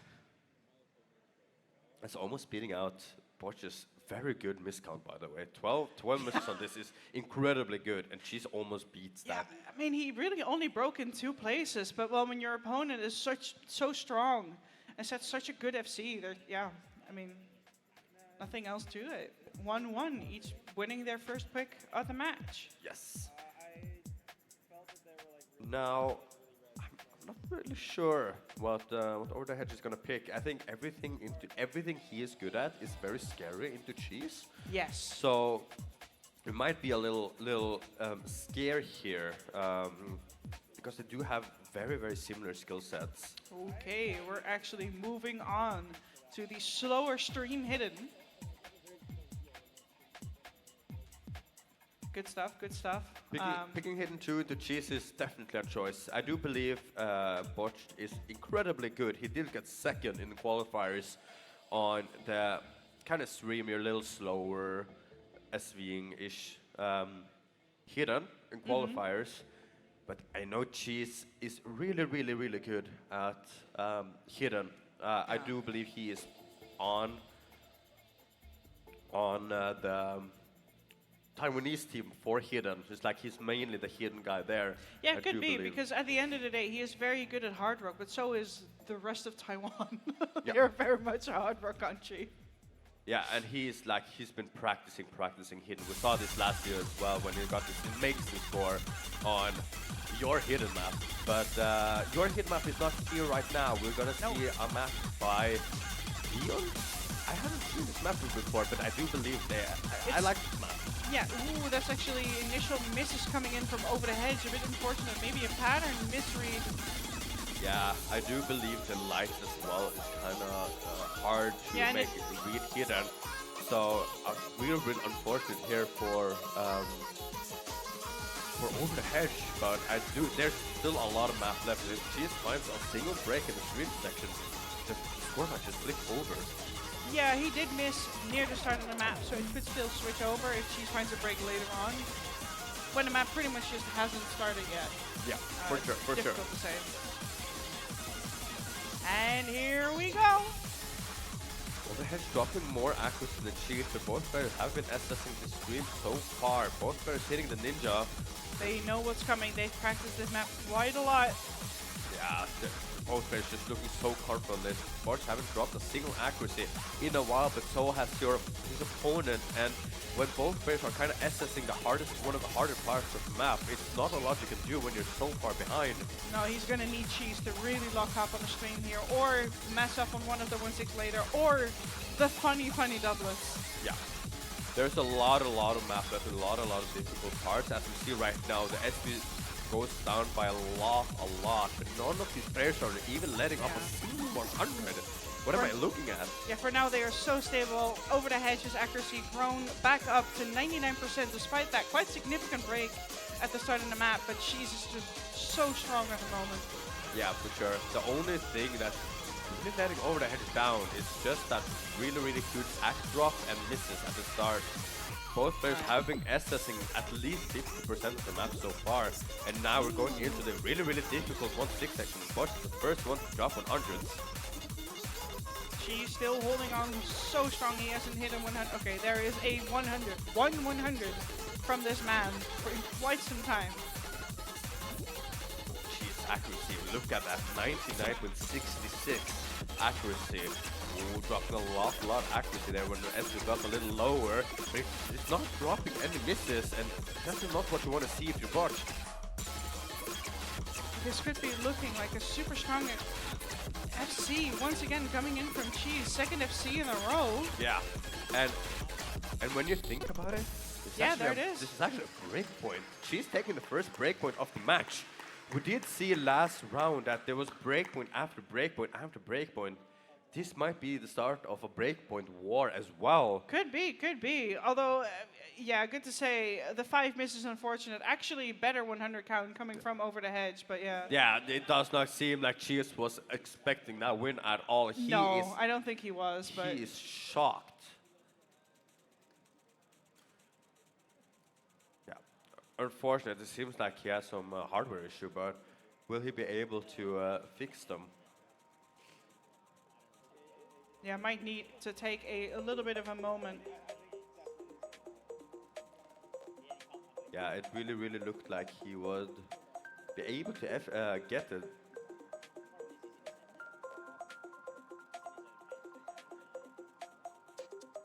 Yeah, can we switch the monitors around? Can we get confirmation on that? Please?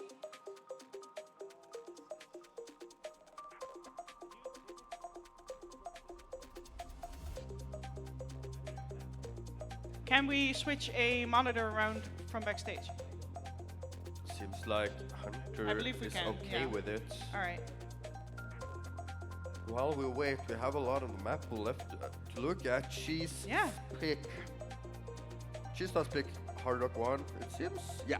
Yeah, he's going to be picking Hard Rock 1 in the meantime, which makes sense.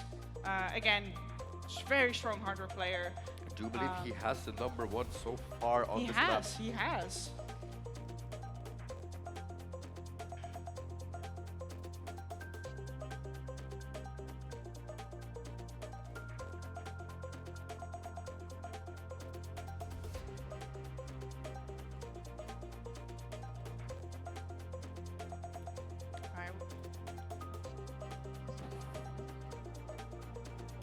Okay.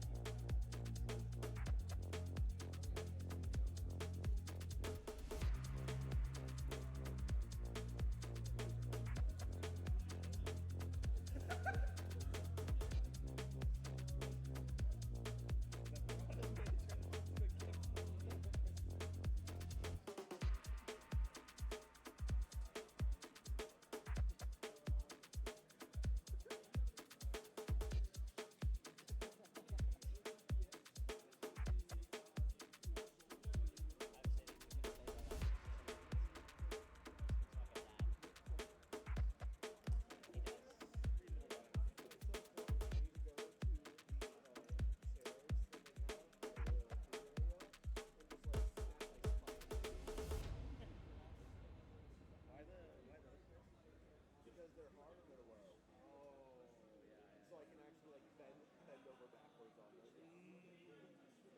best part is I can grab onto the legs and pull myself. Yeah, I feel it. Oh my god. Like doing it for the first time in a while, it hurts, but oh my god, it feels good.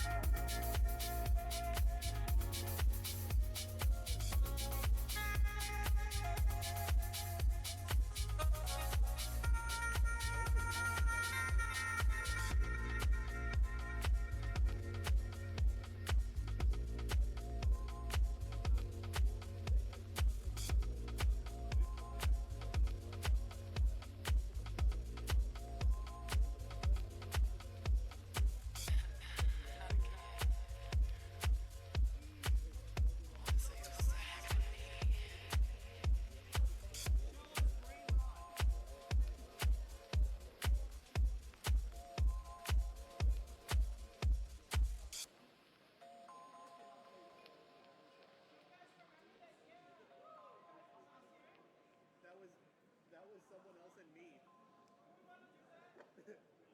Yeah! Woo! Woo! Woo! Yeah! Woo! Yeah!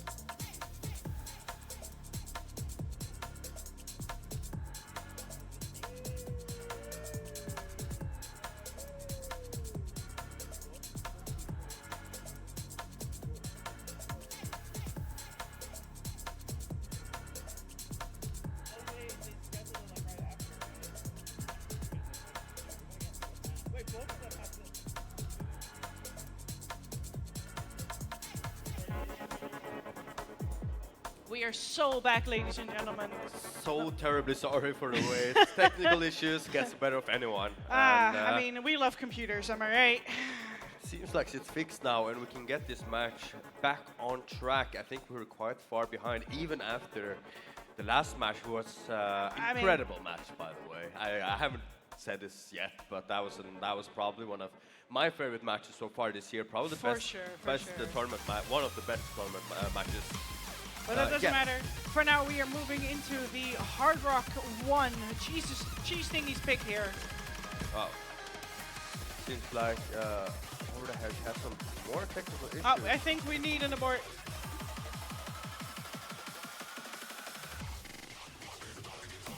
Not entirely sure what the... We need an abort. Yeah, okay, there it is. Not entirely sure what the issue here is. The computer restarted and he needs to change his key bindings, maybe? It looks like it. Maybe because he restarted the computer, everything got cleaned and you need to do all your settings again. It shouldn't have to, but maybe because it was an emergency turn off. Who knows? All right, we are, however, back in the match now. Back on track. Let's see. This hard rock one again. Seems like it's better now, at least, so we can get this match back on track. Both these players are so incredibly good on the hard rock one skill set, but finding a couple of breaks there on the mid-read, unfortunately, at the start of the map. Yeah, I mean, who knows?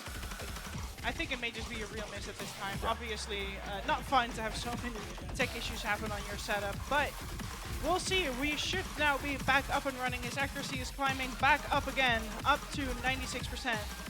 Jesus, I was about to say he's only dropping 100, now he's dropping a lot and missed a lot of 100. Now it's anyone's game, even. The break at the start is definitely not what Over the Hedge wants, but now he needs to keep his cool and continue playing this map, and he still has a chance.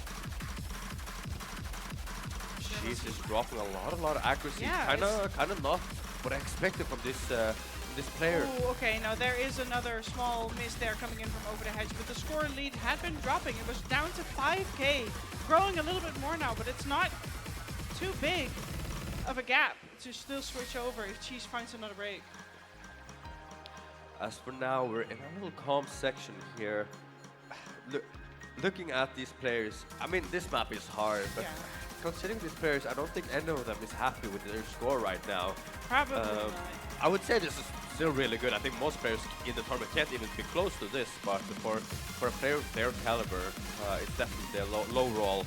But still a lot of way to go, and both players, I know both players have more in their tank, and they're going to show it now. As we're moving into a little harder section, higher SP, more patterning. Sure, and they are looking stabilized fully now. And now, a little calm before the storm. I believe the hardest part of the map is coming up soon. And their accuracies are actually really close together now at this point. Only 0.5, only 0.4 percentage difference, really. But it is that second break that's truly hitting Box's score right now. Oh yeah, for sure. Having recovered massively from that initial break, but here we are, only a quarter of the map left, and nothing of the map lets up. I do believe this is the hardest part. It's getting a little more denser, and the SV keeps high. Both players hitting this quite comfortably. No one has dropped the 100 yet. Some 1-4 patterning, no 1-6 yet. There is 2. Only Over the Hedge dropping on accuracy. And Cheese is just holding so strong. Climbing up to 99 for the first time since the map started. Can he close this out? It seems like he can. Whoa, what a... Yeah, Cheese looking to close out with only 1 break in the map, 99% plus still. Incredible performance from him. Maybe a little bit upset that he didn't get the FC, but all things considered, still a very strong score over here for Cheese Thingy. Yeah. A little unfortunate here from all the head in his hands. He's not happy with that score, and No. I think we all know that that he is capable of, might I say, assessing this map on a good day. But now All right. we're getting okay. into DT Hard Rock. We're getting into DT Hard Rock. Both of them setting incredible. Well, both of them having set incredible scores on this map, and not so great scores on this map. Really, honestly, it could go either way. I know that both of them can probably easily set, 99.5% minimum, which is insane on a map that's 11.2 OD. But whether or not they can do it right here on stage with the bright lights and the crowd, woo! And the crowd goes wild. And the crowd goes wild. I wouldn't even say Cheese got a bad score the last time. He was just He didn't. dancing. Yeah. He was just dancing and having fun. That is true. Gentleman's agreement with Vandalations, but Vandal didn't understand quite yet how much bop was required there. But no, we are getting into the map and we're seeing an initial SS coming in from over the hedge. Perhaps just a touch more stable on that intro, but there's only 2 100s in it for now.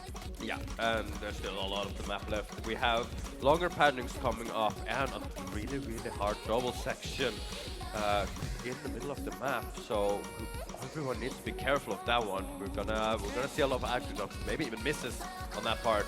Yeah, one more 100 now dropped by over the hedge as Cheese hits a couple more as we get into this first KI. Both players on quite solid, around 99, I would say. All of these players letting up. This is already looking like the top 2 scores of the tournament already. But like when your opponent is so good and 99.8% is so strong. I believe his. Okay, okay, that is a miss actually coming in from over the hedge, dropping his score a little bit and now switching. Guys, now switching over to Cheese Thingy. It's incredible. I love this crowd. But it doesn't seem like, ooh, actually overhead finding a miss. I was too caught up with the singing. That's what I'm saying. But no, yeah, over the hedge finding one break so far, whereas Cheese Thingy is still on the full combo. However, Jesus has the worst accuracy. Yeah, but not by a whole lot. Yep. Only by 0.1%. Less than 0.1% actually. Both of them are growing. But yeah, Cheese maybe a touch behind, but here the combo is going to matter with the accuracies being just this close. There is really not that much score in it with these accuracy differences. Yeah. I think the really hardest part of the map is already gone, the doublet section. Right now it's more like quite long 1-4 pattern like you just saw there and some 1-6. But I don't think that's any trouble for these players. She's assessing that part and also over the hedge only dropping a single 100. Both players now over the 99 mark again. She's circling around that 99 mark, but still has the lead. I would say a little comfortable. It's going to take a lot for him to miss right now, but I don't think he will be. I think he's going to be closing out this FC with 99+% accuracy. Maybe not as good as he could set in practice, but still insane score coming out. The accuracy is actually their accuracy is actually equal. It really is just the miss coming in the middle of the map. I bet he has like maybe 4 more 100s, but over the hedge unfortunately finding those misses at the start. Yeah, 10 100s more and a 5 miss. So unfortunate here from over the hedge, just not finding a comfort on those doublets and Cheese Thingy taking advantage of those misses. All right, and now we should be seeing a little bit of a gentleman's agreement, considering both of them did so well on the DTHR and on the Nomad 5 previously.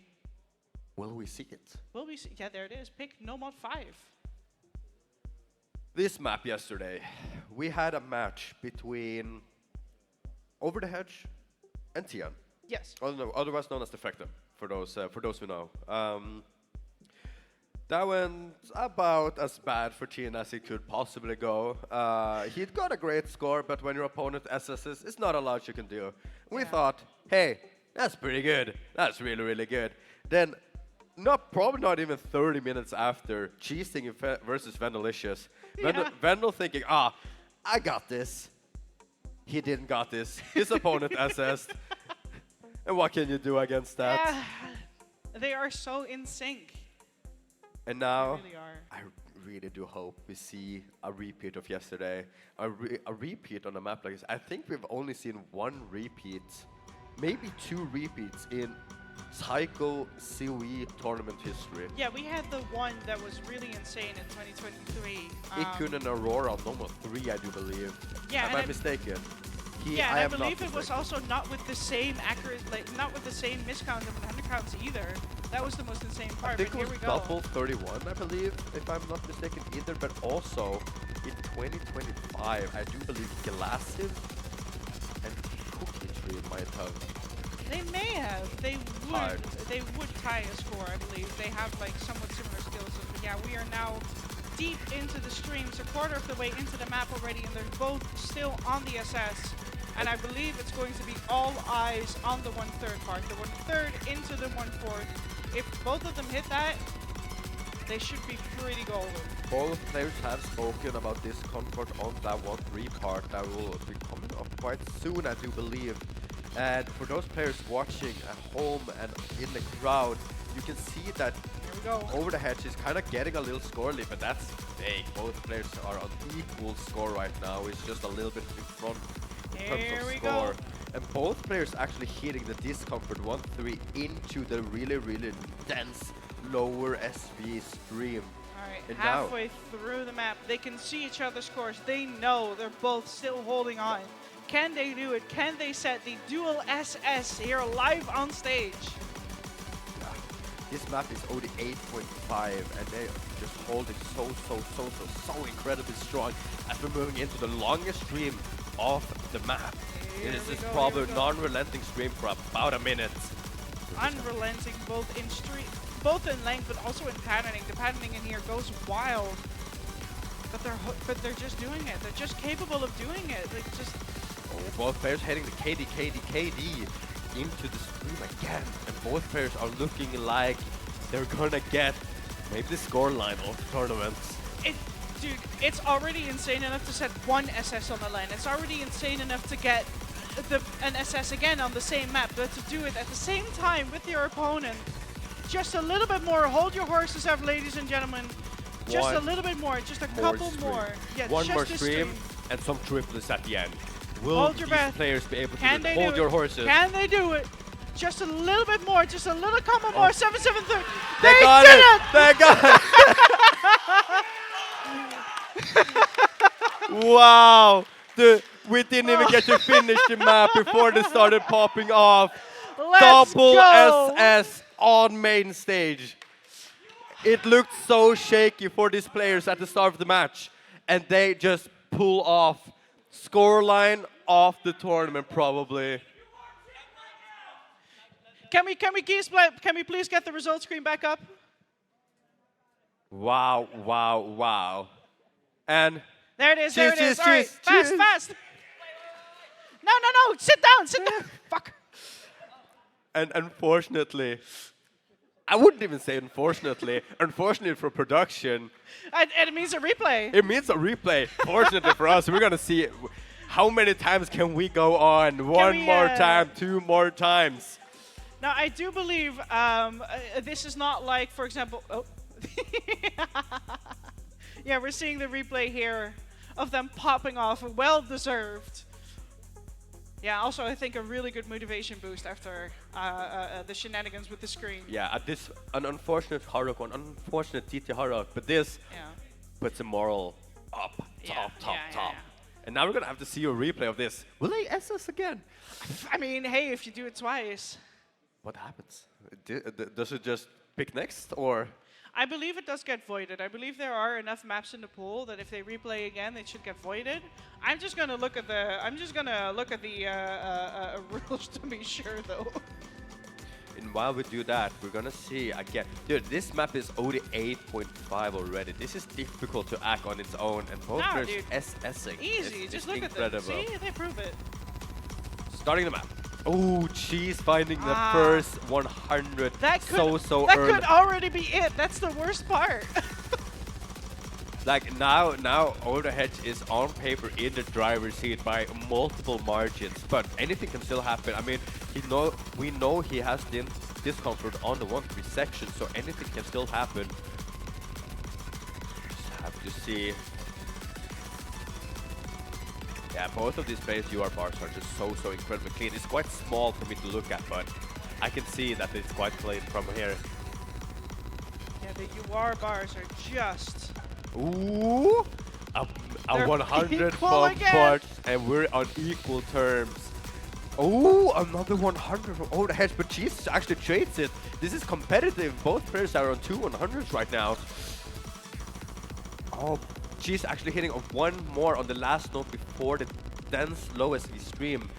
And the hardest part for these players are already over in theory, and now Bosch is already on a act lead. And he only dropped on accuracy on the 1-3 part, so we just have to see can he keep consistency on the actual streams. Okay, I may need to check actually if this is correct, but the rules at the moment do state that if they tie, they just keep going until they stop tying. But as it looks right now, we might just see the non-tie over the hedge, 100 above, and that might be the... We've seen 100 above twice in the last match, but it wasn't an like 100 against 2-3 100s. Oh, I do believe the point count may not be correct as Cheese is already on 5-1. Oh my but that's actually a lockup! No! Right before the last stream, he finds a break, and that's insane drop, and that's Cheese goes up by 20,000 score. That's heartbreaking from over the hedge, as it's shown so strong on this map. And now Cheese taking this, unfortunate. And that's it. That is it. The unfortunate break there costing the point, but at least they got the dual SS. Yeah, Cheese is happy with us. I think he's kind of happy with a win, but it doesn't seem that happy because it looked like Bosch was in the driver's seat the whole time. And here we go, Fremont 1 getting picked, and I think this makes sense. Yeah. Bosch, perhaps one of the few people who can consistently play this with Hard Rock. Yeah. And I believe there's actually a chance that Cheese, Mr. Hard Rock player himself, might not be playing Hard Rock. In practice, he was actually getting better scores on this on Hidden. Oh wow, that's interesting. That's really interesting to me. And which means that this might be one of the super rare instances we've seen in this tournament where we actually have Hidden versus Hard Rock. yeah, we saw I believe we do so Vendel on Hidden on either 1 or 2 on the free mod. Well, let's see what they cook. And Bosch really needs to win this. He's very good on the Hard Rock, but is he Here we better go. Yeah, than Hidden Cheese? versus Hard Rock, and those are some initial 100s already coming in from Cheese. But I think that makes sense. Hidden on the intros is difficult, especially when you're maybe not... He's good on Hidden, but it's definitely not his main skill set. And when the parrying is so bad, like it is in this map. No, it's not bad. It's just funny with the KD and the different snapping. So it's expected to drop accuracy for everyone. Overhead is actually assessing that part, but has dropped a few 100s, and now it seems like 1 or 2 100s difference between these two players. There's so little between them right now, and we are only just about to head into the first KI. Will they get psyched out by the first increase? Oh, Cheese is actually the one that gets psyched out by those finishers. And now, Bosch Overhead has a 20k score lead, which he desperately needs, considering he's 1-5 down. If Cheese takes this point, it would be 1-6 in the end of the match. Overhead dropping a lot more accuracy and a miss as well. Actually with a miss, but it looks pretty clean. Yeah, his damage is done when he got so much score just off of combo difference. Yeah. And combo and accuracy. Cheese also 0.3 behind, but the BPM has now increased to 220 BPM, moving into the anti-Hard Rock section. Can he hold on? DSV in this gets honestly not too crazy compared to the fact that it is 220 BPM, up to 1.08 right now. Cheese has been pulling his weight. Both players trading but miss. both of them lock up, and that was a big lock up from Cheese on that stream there. I wanted to say he locked in and kind of like cut the score lead by half from 20 to 10, but now it's increased by threefold. Here we go into the 1/3 section. He is low SV here with some 1-4 in this as well for silly little jump scares, and Cheese getting caught off guard by the low SV and possibly the 1/6 triplets as well. Ooh, a lot of active and a that lot of misses. That pattern, probably one of the meatiest I put in the map. My bad. Yeah, most likely. And for hidden, that's even more difficult. For over the hedge, that was cakewalk, I would say. But for hidden, I don't know. He actually needed to practice that pattern. Oh, really? Yeah, a lot to make sure that he actually figured out how the pattern went. That's nice to hear. That but even once Mr. Hardrock himself is having issues. Yeah, but once he figured it out, he got it. And as you can see, it's pretty much just a victory lap for him now. 75k ahead. It's not over till it's over, but it's pretty over. Yeah. And now I wouldn't say he's on the board. I want to say he's on the board, but it's still a huge climb. He has to win 3 maps in a row now just to get to tiebreaker. But that is another point coming in from over the hedge. Strong Hard Rock score here. Really only a couple small lockups. Yeah. Good stuff. Good, really, really good stuff. However, the match has just started. I think kind of needs 2 break points even. He to does. Get the tiebreaker. And I know Cheese on his maps is very good on his maps. And we might see a Nomad 6. Yeah, I already predicted it. Yeah, Nomad 6. Probably his best map remaining. I would say like the easiest map for him to like dominate on. He's very, very good at speed tech. I wouldn't call Over the Hedge a specialist on speed tech as much as Cheese is, at least. Maybe, but this map is very visual reading, which is also a thing that Over the Hedge is very good at. He is very good at burst tech. Yes, for sure, for sure. But still, in Cheese's favor. But I know Over the Hedge has some comeback material in him. He has. Last year when he played against a Biscuit, and he popped off that match. Yeah. It was insane. And we might just see it. We could today as well. Although in that regard, he would need to have luck on his side as well. Yes, for sure, for sure. And we just have to see right now as we're moving into the map. A little comp section. This is the easiest part by far, but it's gonna get way, way more difficult. I promise you. Yeah, Irone really cooks on this one. So did ZXNX. I don't know how you're supposed to pronounce that artist name, but yeah, a little bit more of a build up here. Once again, the first 100's getting dropped by Over the Hedge, but that might not matter much considering this is the main map on. That is an immediate lockup coming in from Over the Hedge as we get into the real meat of the map. Second break here for Bosch. Cheese just looks so comfortable on this. Rivaling Never's Ack, I want to say. Maybe not Ack actually, but score at this part. And Never had really good accuracy on this, but no FC at this part. But Cheese is performing really well. Cheese is holding on so strong, looking to set the terrifying FC on this with 99.26% of accuracy. Oh, hits the entire doublet section. No accuracy drop. Oh my god, starts with the mono. Dude, he hasn't dropped a single 100 in this part. Only drops on different snappy mono. What are we looking at? He wants to defend his title so bad. He wants to face Never and see if he can prove once again why he's coming all the way from Taiwan to the little country of the Netherlands to strut his stuff. These doublets are so incredibly difficult to read and to play for KDDK, I imagine, and he's just going through them with ease. It's like it's a content for him. Yeah. What are we looking at? Yeah, his accuracy has dropped maybe a little bit, but 98.8% still so incredible. We did see both DDKK players single tap this last match, but however, Cheesting is actually full ulting this, I do believe, or semi-ulting this. Another break coming in there from Over the Hedge. Pretty much just, yeah. Then that is such a strong FC coming in, finishing the match. Incredible accuracy. 25 100s. Almost 99 ACK on this Nomad 6. I do believe this is going to be a good map to watch in the Grand Finals match, which Cheese actually advances to now. Facing up against Never.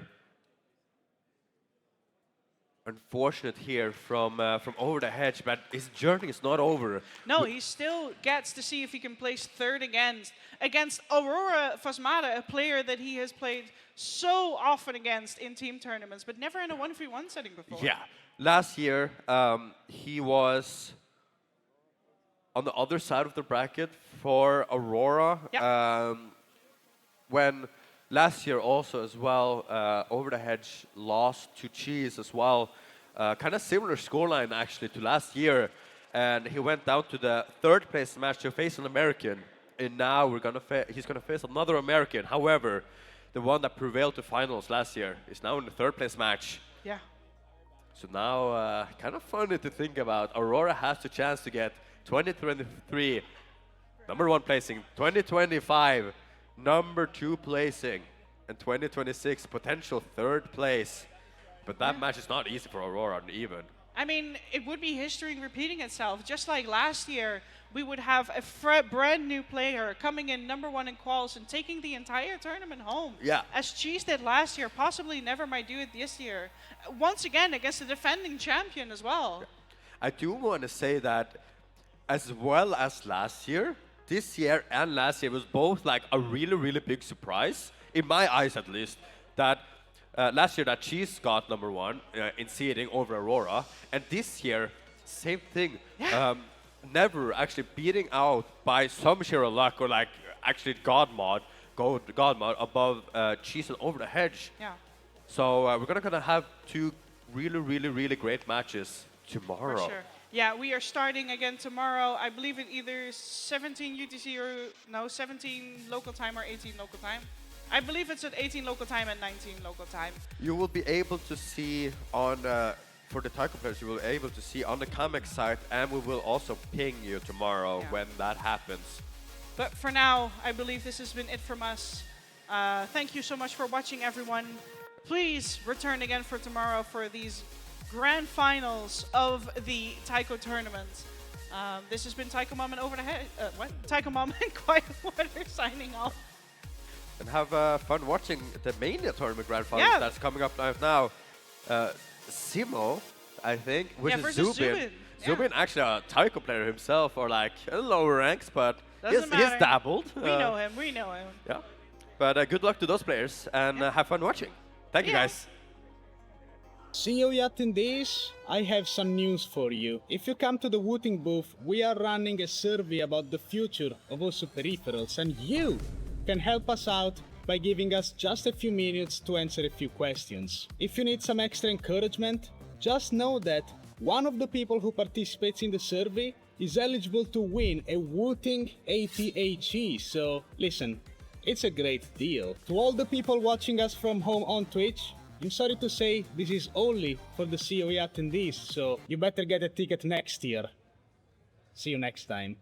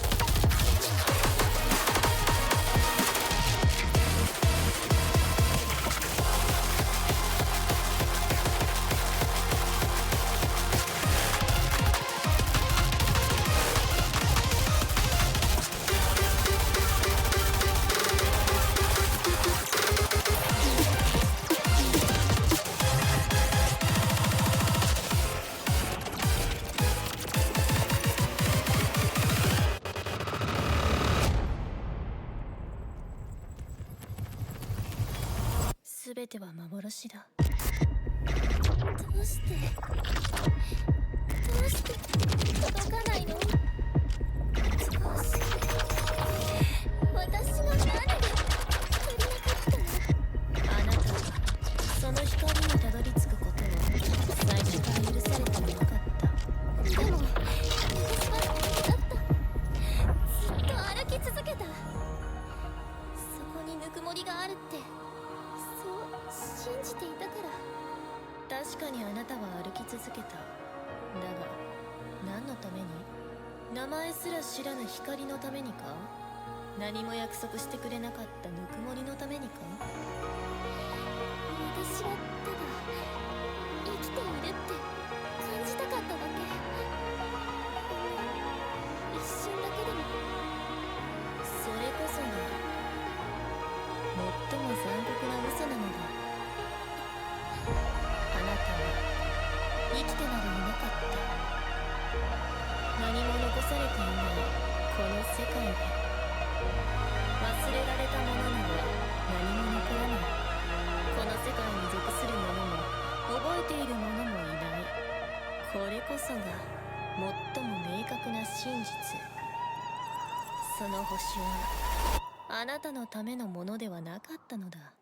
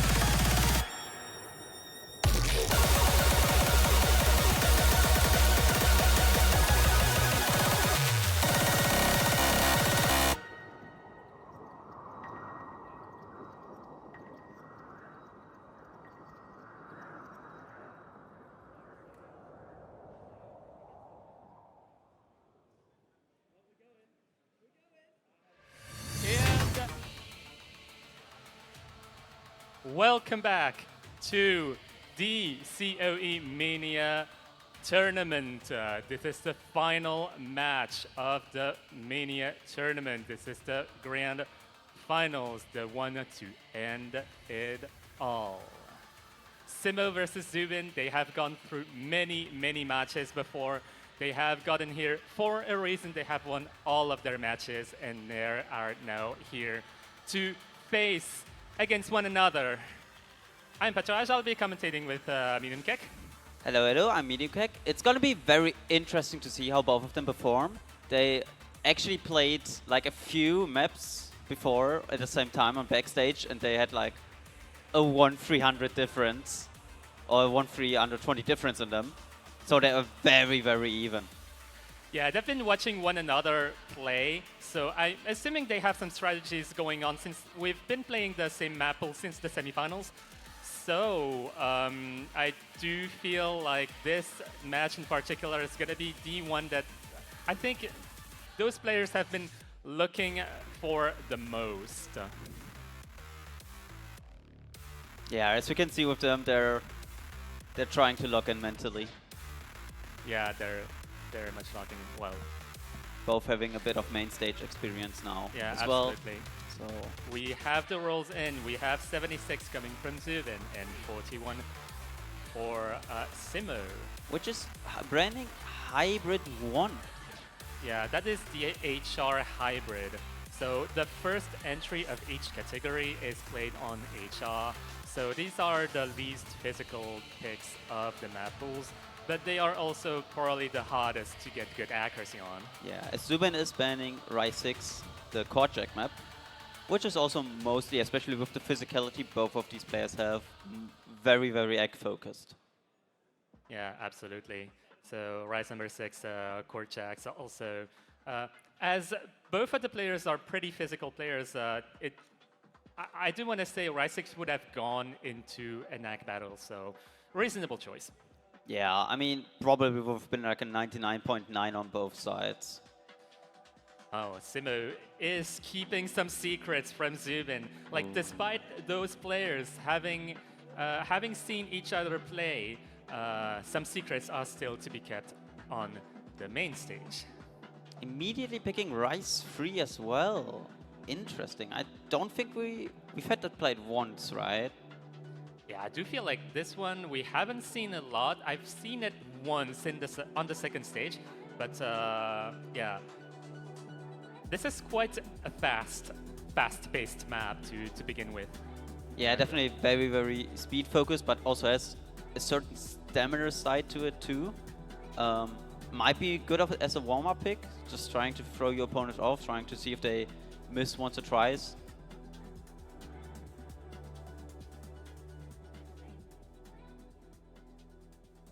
So both already tapping on the table. Yes, they are warmed up. They are fully warmed up. They have played a fair amount backstage. They have played a fair amount to try it out on the main stage. And we are now going to witness them play for real for the very first point.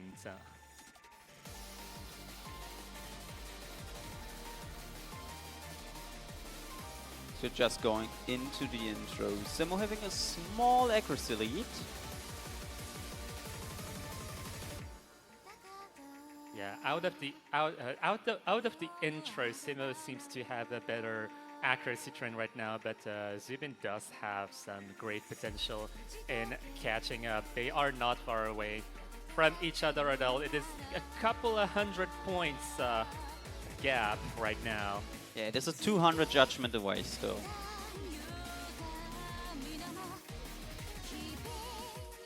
But both are hitting these streamy bursts relatively well.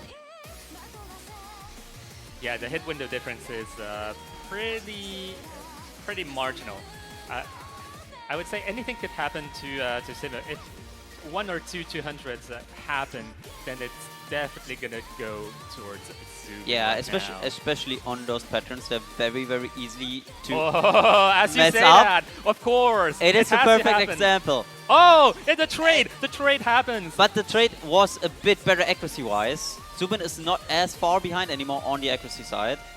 Yeah, those are two different misses because Zubin does have a window of opportunity here since Simo's miss was much more hurting, going from 99.9 to 99.6. Zubin only dropping from 9.8 or 7 to 9.6. But as we're going into the last stream section, only 1,000 away. 0.05 away. It's all hinging on this very last section. 1/200 from Simo, and it all goes back to Zubin. What's going to happen? Both are hitting it. Oh. And the points decided to Simo by 1,700 points. Ooh, pretty unfortunate. So 1,000 point difference. It could have gone either way here. Like, despite the accuracy advantage coming from Simo, it is very fragile. Like any 200s, any hundreds can tip the balance one way or the other. Oh, definitely. I mean, we did see though Simo, it does have quite a good of a ratio advantage. And it's his pick now, so maybe he will go into the Rice Hard Rock, trying to capitalize on that accuracy. Yeah, absolutely. So I do feel like the first map out, that's getting out in the match is also kind of a warm-up, kind of a nerve shake sort of pick. Yeah, that especially. As they now both go into Rice 4, one of the more easier picks in the pool. Yeah, it's probably going to be more of a consistency pick here. So trying to gauge the accuracy advantage that one has against another. We saw Simo get a better ratio than Zubin on the first pick, but Pellet being a more sustained jump stream map, it's most likely going to be easier for Zubin to catch something.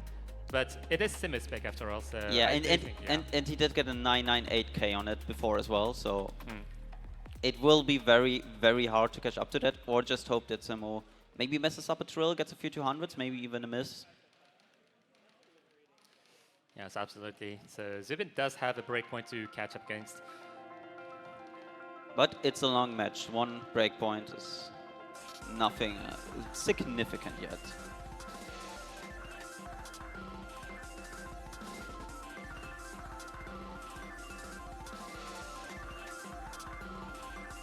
Yeah, I do feel like both of the players are very, very consistent on this map. Very locked in. Yeah, as we can see, like I feel like Zubin and Simic are able to keep the trend over 99.9%. So it all comes down to whether they choke or not, whether they slip up in terms of accuracy or even combo. Yeah, Zubin is even now building up accuracy over those streams back to a 99.93. It is only 0.02% difference of a 200 score count as well. Yeah, gotta keep a close eye on how this all unravels. From 99.96, it could go down to 99.8, and that alone could give the lead to Zubin. As he's still building up accuracy as we now go into the hard streams, which are a bit more straightforward than the bursts we had before, but also physically harder to hit. Both of the players actually building up their accuracy. Zubin going up as far as 99.94. Can they reach the 99.95? It will probably be decided by 1-200 drop by either player. 99.95 has been reached on the side of Zubin. Can Simo maintain the 99.97? So now a bit more than halfway through, slowly going into the break section, which might even be the hardest part of the map. Yes, that is the nerve management part. Just trying to not mess up. As we even see on Simo, he almost got a 200 there on his UR bar on one of those releases. Yes, this is a very dangerous spot where you do not want to shake. You do not want to release one of those lens accidentally and just get a 200 or so. 1 200 is enough to tip the balance significantly in this situation. It is only 500 score difference. That is insane. And this is how close the matchup is right now. Going into more of those same hand-streamy stamina kind of patterns, which both players seem to be able to hit insanely well. And this is the last section of the map as well. Both of the players handle the mini check very well. So now reaching the 900k cap on both of them. There is only a 0.02% score difference entering the last stream part. Oh boy, I cannot wait to see their faces when they're gonna encounter the final results, because this is all we still have the releases, close. It is only 700 points. And with that, Simo takes his points and gets a 999k. I think this is probably the first 999k we see in this tournament. It is. It is what the? Yeah, no. How do you lose with a 998k, by the way? Like 998.3k and you lose the pick. I mean, you feel robbed. You just feel robbed. Nah, this is a lobby. This is a lobby, yes. 53 versus 92 perfects. Yes. That is Simo can't believe it himself. Yeah, no, man. I mean, he PP'd live on stage in that environment. Maybe the pressure shoots him. That is such a crazy lobby right now. Those are two of the best European Mania players that you're seeing. Yeah, I mean, like what is Zubin gonna pick now?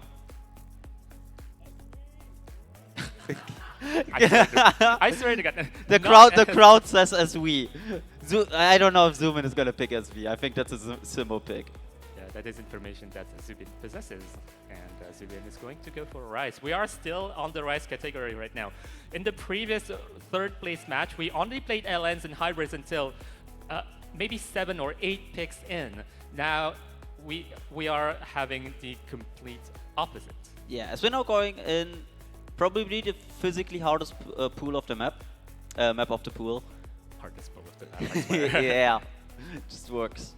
As it's a Scar map, for like those non-mania players, it is very stamina heavy.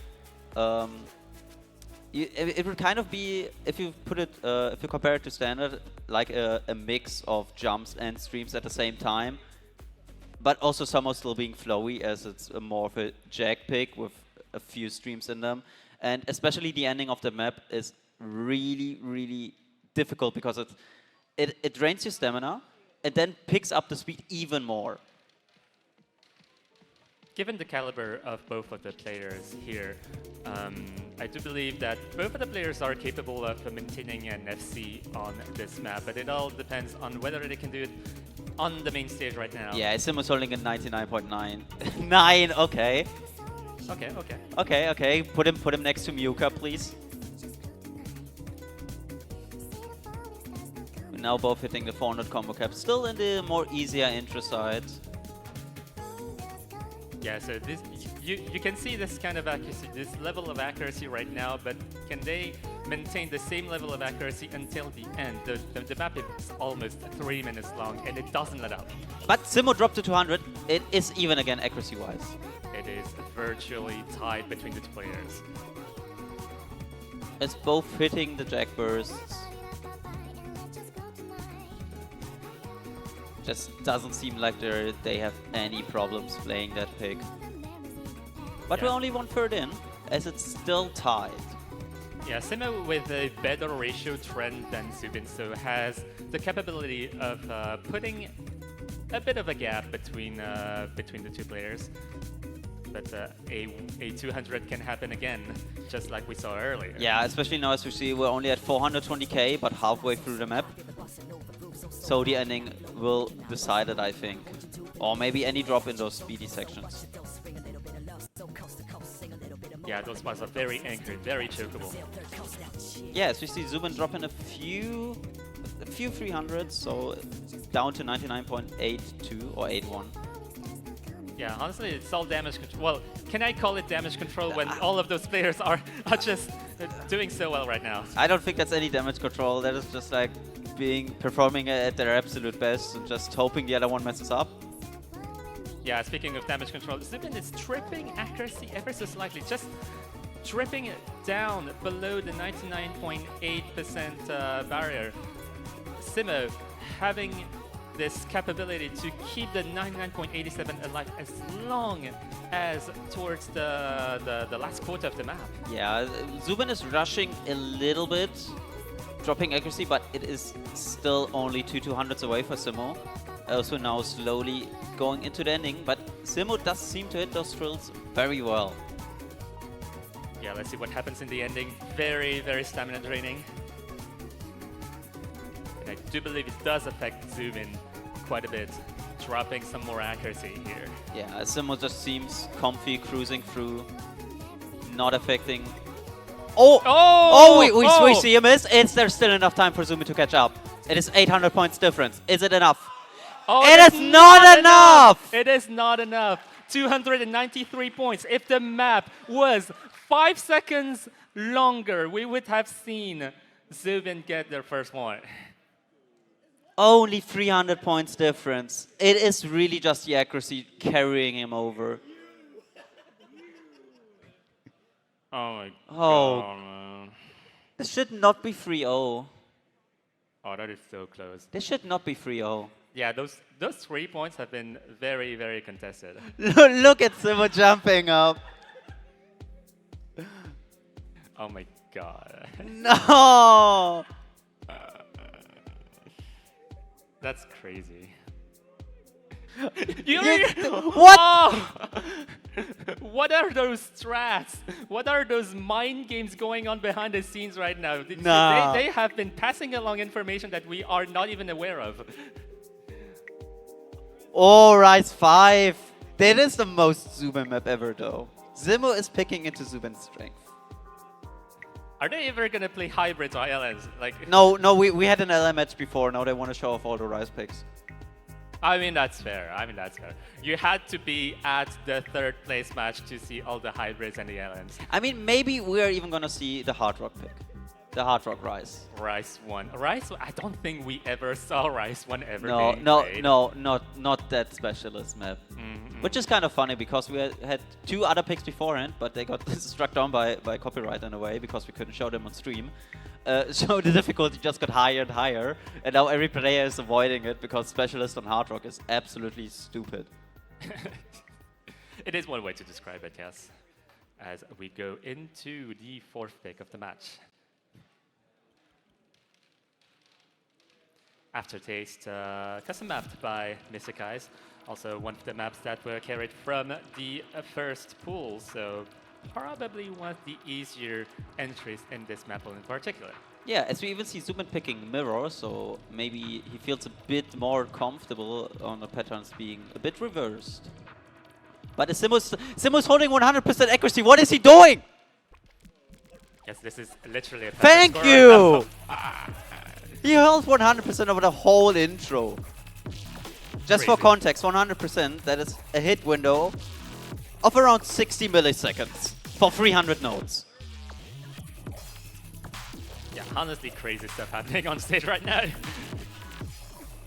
Yeah, Simu finally setting into a more humanly understandable accuracy and Zubin catching up with it. Yeah, right now this is basically burst accuracy management from the 2 players right now. Both players are on really close accuracies right now, so it all depends on what happens on any burst that's happening right now, and also the mini jacks. Yeah, but as both hit the 1000 combo cap, they both seem very, very comfortable on the pick. As Simu drops his accuracy, they are tied. They're dead even. That is actually major. Going into the break section of the map, those players are literally tied together, and it all hinges on the last half of the map. The score line is switching. They are both at 99 point. Okay, now Simu got a little bit of an accuracy lead again, but it's only 40 points. It is 39 points. Oh, Zubin messed up. Please. Please, Simu. But Zubin had a very, very clean miss. He's still on 99.83. It is just 1 miss away on Simu's side, which he did drop as well, as we've seen in a previous map. Yeah, he is honestly. not invincible. Yeah, absolutely. Anything could happen, as we could see in the ending of By My Love. If Simu gets an ugly miss, then it could definitely tip towards the other side, but we are coming to the end of the map. I mean, there's still 100k left. Simu missed at the end as well last map. I would expect him to have like any kind of nerves, but he's just carrying on through. Getting a 99. I don't even know what to say about that.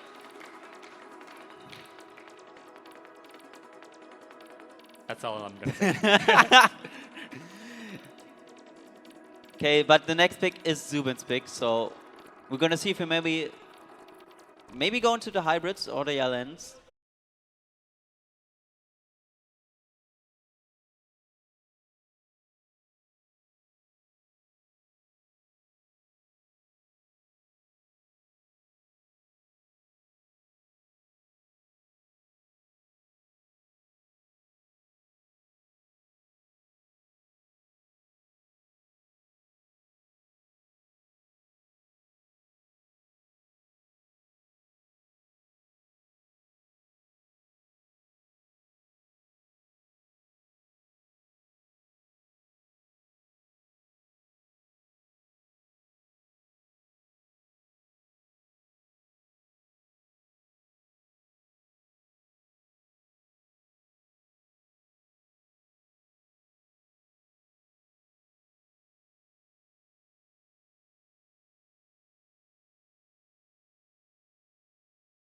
Been absolutely crazy. Like It has been. It should not be 4-0, like at all.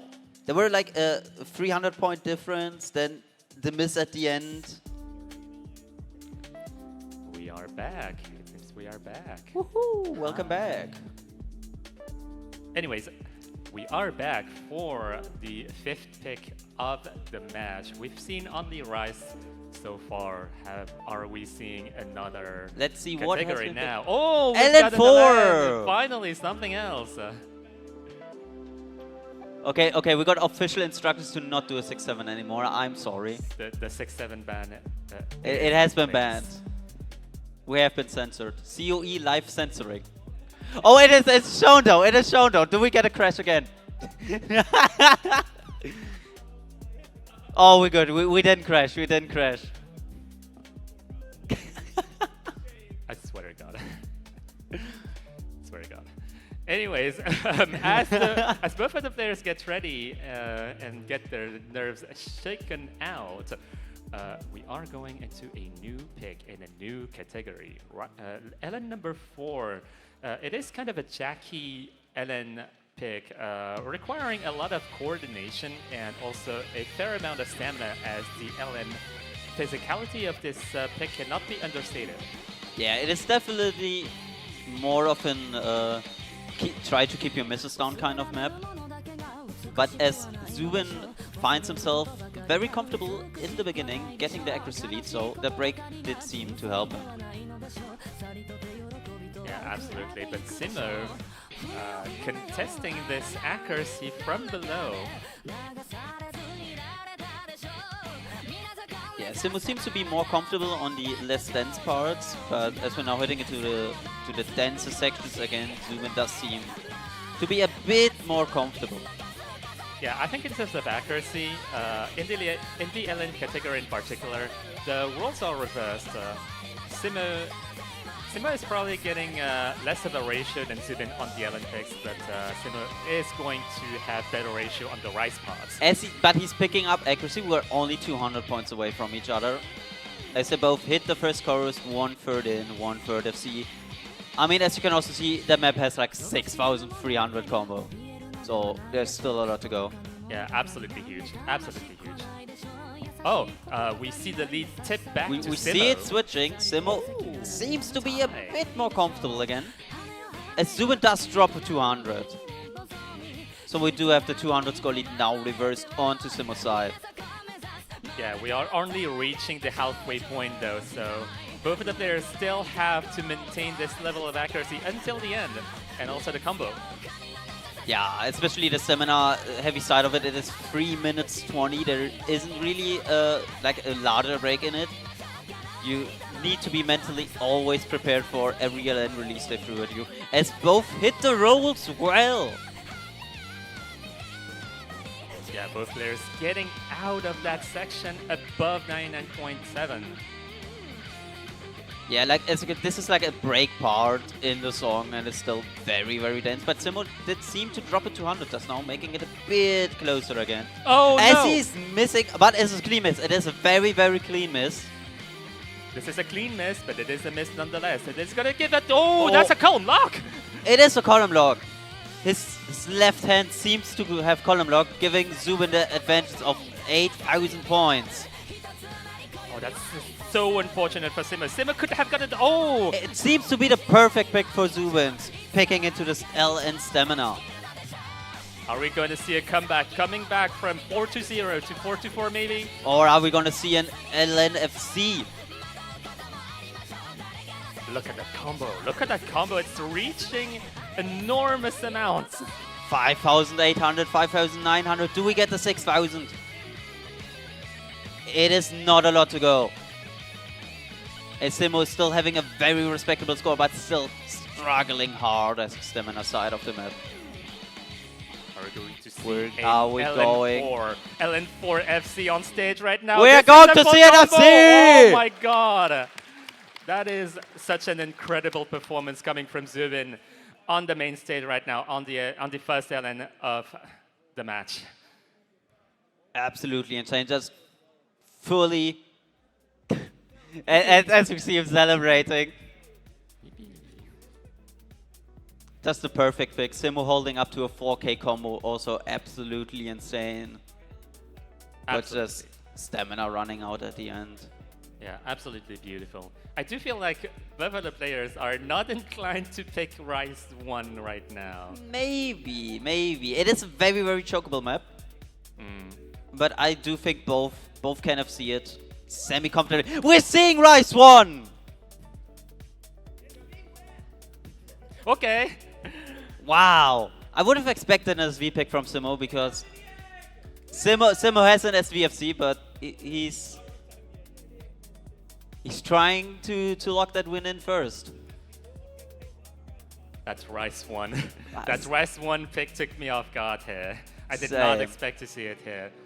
What can you say about Specialist on Hard Rock? I think did you pull it or play it in 4DM? I don't remember. I think I pulled it. At 1.05, no mod, towards semifinals or finals. It was finals. Oh, yeah. It was finals 2023, I think. Yeah, I think so, yeah. So it is a quote-unquote pretty gimmicky sort of tech. There's a lot of one-handed interactions and lots of graces especially. And the map as a whole, even no mod, requires a lot of control to get good accuracy on.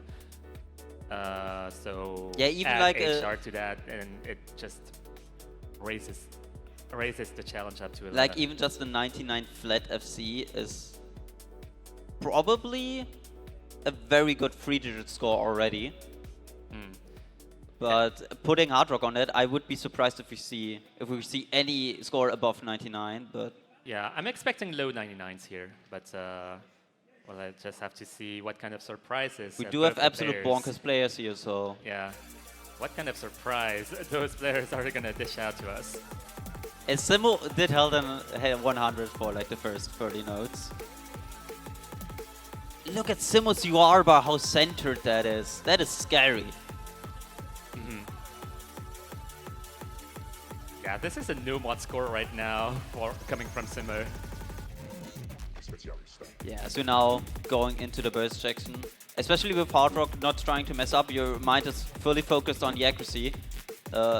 Might just very, very easily make you drop a miss here or there. Yeah, both of the players maintaining incredibly good accuracy right now. Like even just not taking any damage in any of the LN releases. Like the LN releases might be the most evil thing in this HR map actually. But both hitting 700 combos very comfortably. Simo just being ahead by 0.2%, but it is always just a miss away. Yeah, so they've been dropping a fair amount of accuracy, dropping from 99.7 to 99.8.4, so there's a substantial gap here. Simo drops! Oh, the combo. It was a nasty one as well. Yeah, it was a nasty, just dropping down to 99.3, so giving the substantial advantage to Zubin. So Zubin just has to hold here. As there's still enough time left to get to the 400 combo cap, so there might be... Oh, Simo drops again. We're finding Zubin in a very comfortable lead. Trying to get up to that 4-1. Make it even. Yeah, I think I heard Simo just complain about something there. I mean, those are very, very unfortunate misses. Maybe he just slipped off the key, maybe it's the nerves. But he's hitting the 400 combo cap again. Yeah, Zubin accuracy is almost even still, even with those relatively dirty misses. Yeah, Zubin keeping the accuracy alive. It's been that way the entire maps ever since Zubin dropped from 99.7 to 9.5. Yeah, he seems very comfortable. Maybe he heard the screams. Maybe he knows he has the advantage now, just trying to cruise through. So now heading into the end part, some more nasty jacks. So I was mentioning the fact I was expecting low 99s. This is not low. These are not low 99s. Those are mid 99s. Those are no mod scores. As you're seeing a very nice FC from Zubin. Oh, that is getting back a point, making the match more of what it should be, more even.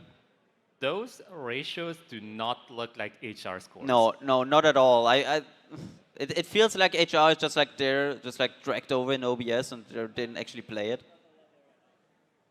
My God, those LNs are absolutely evil on HR as well.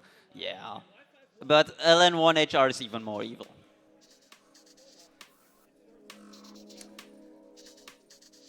Wow, so Zubin getting a break point against Simo. Yeah. So that's one break point down. And Zubin is thinking it's 5-2. It's 4-2. It's 4-2. It is close, and he has the next pick, but there is no Rise left. No more Rise. We're fully LN and hybrid focused now. Yeah, and from this point on, I do feel like every single pick is gonna be pretty risky. Yeah, as we're picking LN2, it is very similar to LN4, just a bit less difficult. Yeah, absolutely. Okay, 4-2 coming from the referee, just confirming the score here. Yes. I think from this point on, Zubin is gonna be picking into LN. Just going against Simo here, and probably going to pick into the picks that Zubin feels more consistent in, and just trying to make Simo trip as he has before. Yeah, because especially for Zubin, it is very important to get this point too, because Simo, at least in practice, has shown an SVFC. In theory. In theory. We don't know what it will be on stage. We don't know. I mean, comparing Zubin's scores to that FC, like on SV, he would have needed to practice pretty much 24/7, but we're now heading into LN2. Just a custom map from Stereotype, so shout out to him. Yes, let's see how that goes for both of the players. I do feel like in this type of map, they will have the exact same accuracy trend, so it's gonna be very nail-biting to watch. Yeah. It is also very interesting to see, like in an historical standpoint, Zubin actually picking LN. Like knowing his background as a Flash Revolution player, being very Rise focused, but has been picking up his LN skills in like the last 2 or 3 years to an absolutely incredible level. Yeah, shoutouts to Mini Egg once again. So we're already a bit over 1/3 in, both players being very even, but Zubin just carrying out a very slight accuracy lead of around 800 points. Yeah, I do feel like Simo has a better ratio trend, but has been picking up some 200s. So yeah, especially in those jacks, they're very evil. Like as we've seen in Zubin, he did drop a few 300s there. But yeah, right now it's still neck and neck. Yeah, it's a 600 points difference. Oh, both boy. hitting the burst as we're now going into the chorus. Yeah, Zubin has dropped from 99.77 to 99.75, so just getting that gap ever so closely, but Simo trading back that gap. It is just even. There's not too much to say. Both are hitting, both just being incredible players, hitting the patterns with absolute accuracy. Yeah, in this dead spot, both of the players have the exact same accuracy trend, so Simo just dropping a tiny bit more accuracy than Zubin. So now hinting into the last few sections. And both players are seeing, but Zubin just having a very slight egg lead to carry it out. Yeah. This ratio is pretty much similar. It is only 5 to 100 different. Yeah, that's what I was mentioning. Like Simo definitely was on a ratio trend here, but caught some 200s on the way, and that's what was detrimental to their performance. I saw something like really scary towards the end on Zubin's side as well, dropping from 99.75 to 73. And yeah, that was probably the 200. That was probably 200. Yeah, it was probably that 200 that happened towards the end. But imagine if more 200s happened in the ending, it could have reversed. It could have reversed, but Simo did the same. He missed at the ending and still carried it out. So, I'm sorry, Minik, I was in the wrong. LN is the best. We love LN here. Okay, so Simo has to pick. He might be. He's picking LN3, not SV! What? He has the plan? Balls! He has balls! What's the plan here? What's the plan? I don't understand the plan. I mean, he's smiling. He's smiling. What's the plan here? you guys want to you guys want to explain it? You guys want to explain, chat?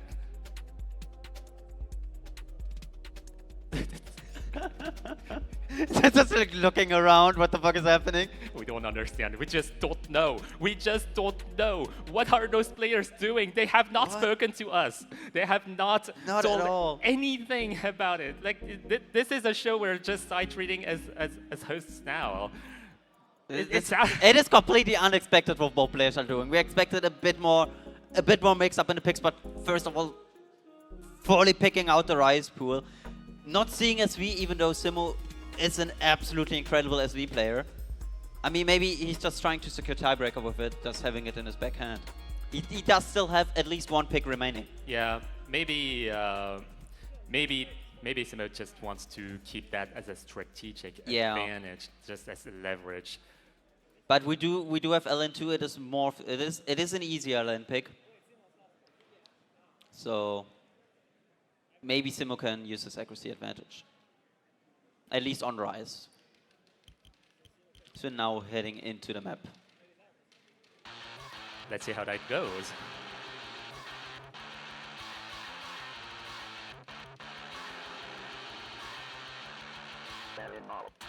Yeah, as expected, Simo having the slightliest of ratio advantages. Yeah, this is only the intro, so it's just gonna be pretty accuracy core until we go into the actual dense parts of the LN map. Let's see how each both players seem to drop down just a tiny bit, but Simo having a 0.1 accuracy advantage. Okay, Zubin definitely less stable in this type of map than the technical LN maps that we saw before. Zubin just seems to rush a tiny bit. That might be stage nerves, especially after winning those 3 picks in a row. However, Simo not impervious to accuracy drops here. Yeah, both are maybe just having a slightliest of a mental stamina. All things considered, the gap is below 0.1%, so anything could still happen here. It is only 1.5k difference, right? It is like 2... Oh, as you can see, it is now almost completely even again. Simo dropping 1 to 100, now only 1 to 100 is missing. Yeah. To even it up, and we still have a whole quarter to go. Yep. We just need something to happen in the last quarter of the map. Both players are slowly dropping in accuracy. Holding our breath right now. 70k remaining. We're going into the more easier part. Might be a trick up. But the outro is also pretty quiet compared. Seeing a 2k difference. Simo taking their own pick home. Nice. That is match point for Simo and still having the SV pick open. Yeah, just also. Pure accuracy advantage. Knowing to take the easier picks. But Zubin still has 1 pick left. It is not completely over. I don't know if Simo has the balls to not pick SV at all. That would be unexpected, to say the least. So there's still 1 LN remaining, the HRLN. Oh, Simo's already teasing. Simo's already teasing. I have a feeling it won't be SV. There's still the hybrids as well. We haven't touched the hybrids yet. Or we're gonna pick Decoy. Decoy would be funny. Because I don't think hybrid I wouldn't say that Zubin is gonna pick hybrid free, because that is very, very physically jerky. And as we've seen on the prior maps. Oh, the roll. The roll. Oh. Is it gonna land on hybrid 3 then? Oh yeah, the hybrid 3 It is gonna be hybrid 3. It is a very, very chokeable map, but for both players. Yeah, absolutely. It is an absolutely brutal map at 201 BPM. Oh yeah, true, the Omic reference. Shout out to all the Italian Osumania players. Totally didn't steal that from your pool or something.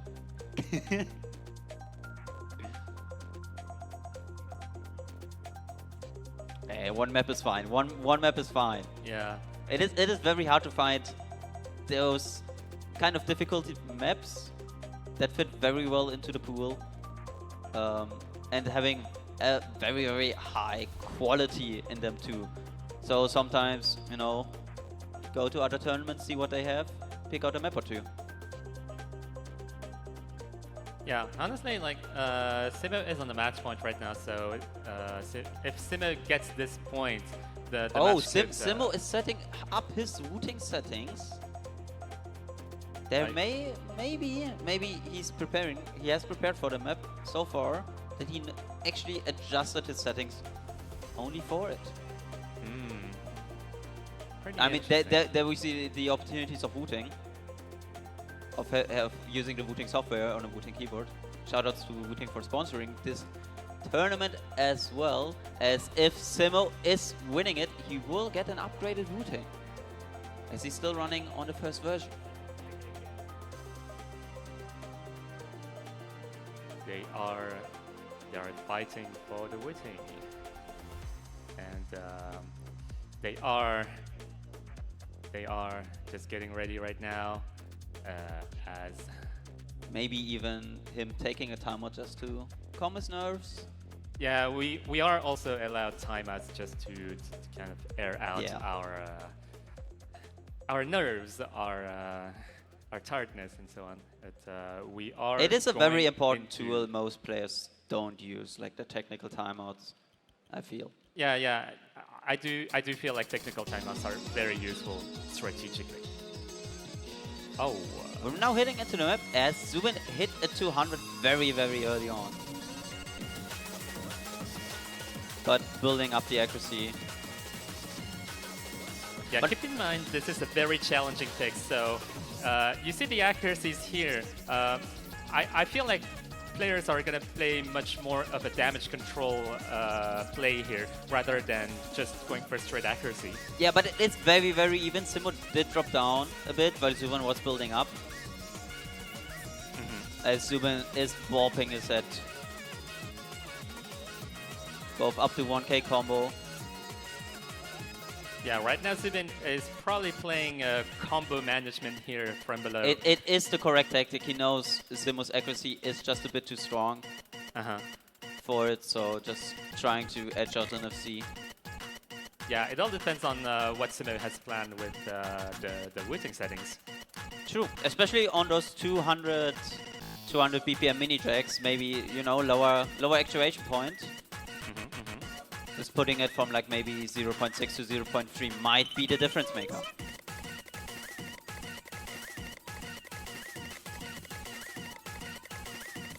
As both are just incredibly hitting those mini jacks. Both of the players still getting out of that section on full combos. As Zubin is fighting for his life, doing his absolute best, but someone just edging out his accuracy. Oh! It is a miss. It might swing over. It was a very clean one, but we're seeing the lead. Now go over to Zubin, who has the accuracy advantage. Only 1/3 of the map left, but 1/3 is a lot.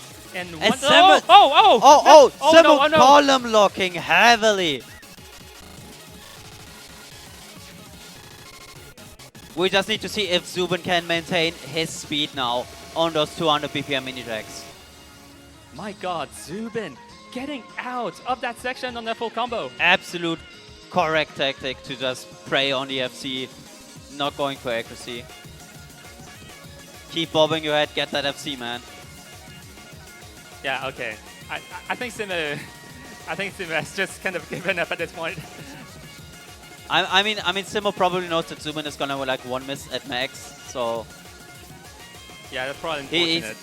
He's just trying, you know, keeping his mojo, knowing he does still he has a possibly winning pick in hand.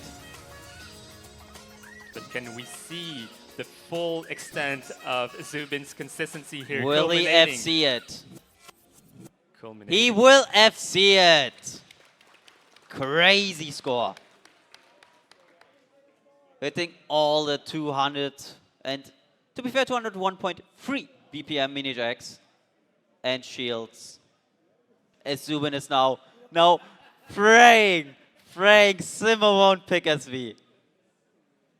Well, are we going to see? Are we going SV? Are we gonna get a roll for the SV if it's gonna be SV or not?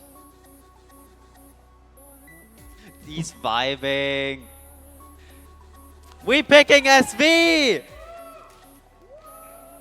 So, Zubin is not happy about it. Zubin is not happy about it. okay, so a bit of background for those who don't really know about SV. So we've seen all of the maps scroll in a very straightforward way. So we've seen the map scroll in a very straightforward way. SV is nothing but that. It's nothing close to straightforward. So you'll see why Zubin is very, very pessimistic about this pick. It is Simo's absolute specialty. Don't worry with my eyes closed for a second. Oh no. Oh no. Yeah, you'll see why. You'll see why Zubin reacted that way once you see the map. Yeah, Simo definitely keeping up his absolute best pick till the end. And also good luck to Simo for the FC on stage run, potentially. It is very hard to see, yeah, potentially. We have not seen any FC on that yet, and it has been in the pool for the whole tournament. So every match, I think we had like a 90% pick rate on it, and there was no FC yet.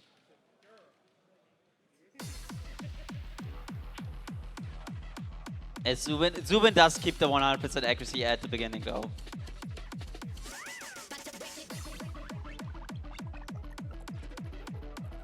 So now seeing DSVs.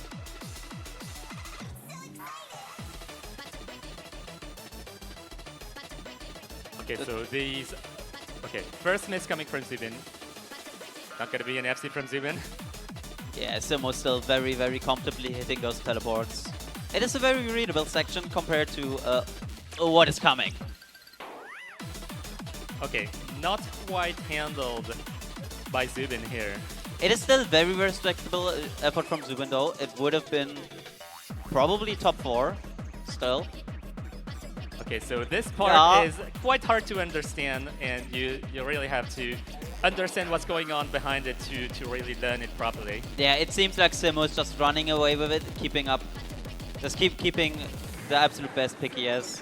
And now just showing a bit of his SV skill. It would be absolutely insane if you can beat Feon on SV.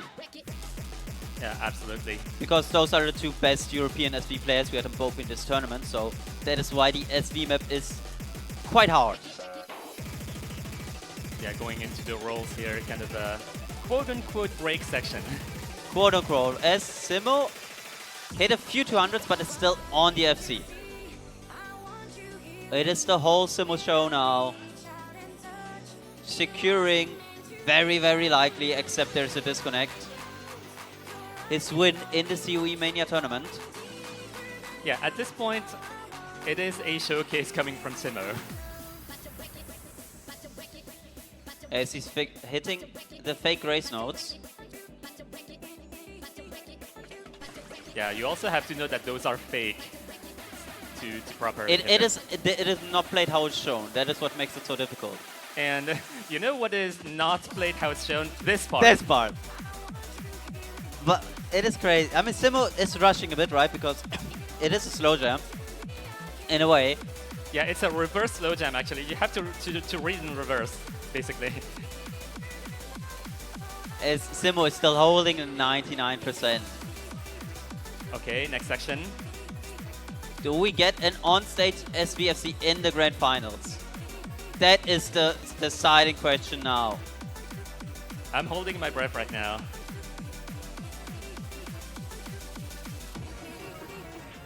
So now heading into a more breaky section, which is the end.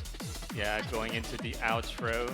If nothing happens, there's still a trill. It was rushed. It was rushed, but it was hit. It was hit. Okay, just keeping the combo alive here.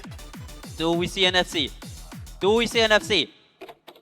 We see an SVFC on stage.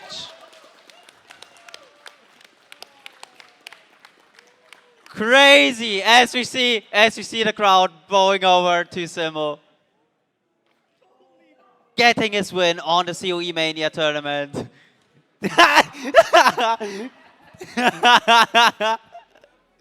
Zubin accepting his fate. Vibing. That is Discord GIF.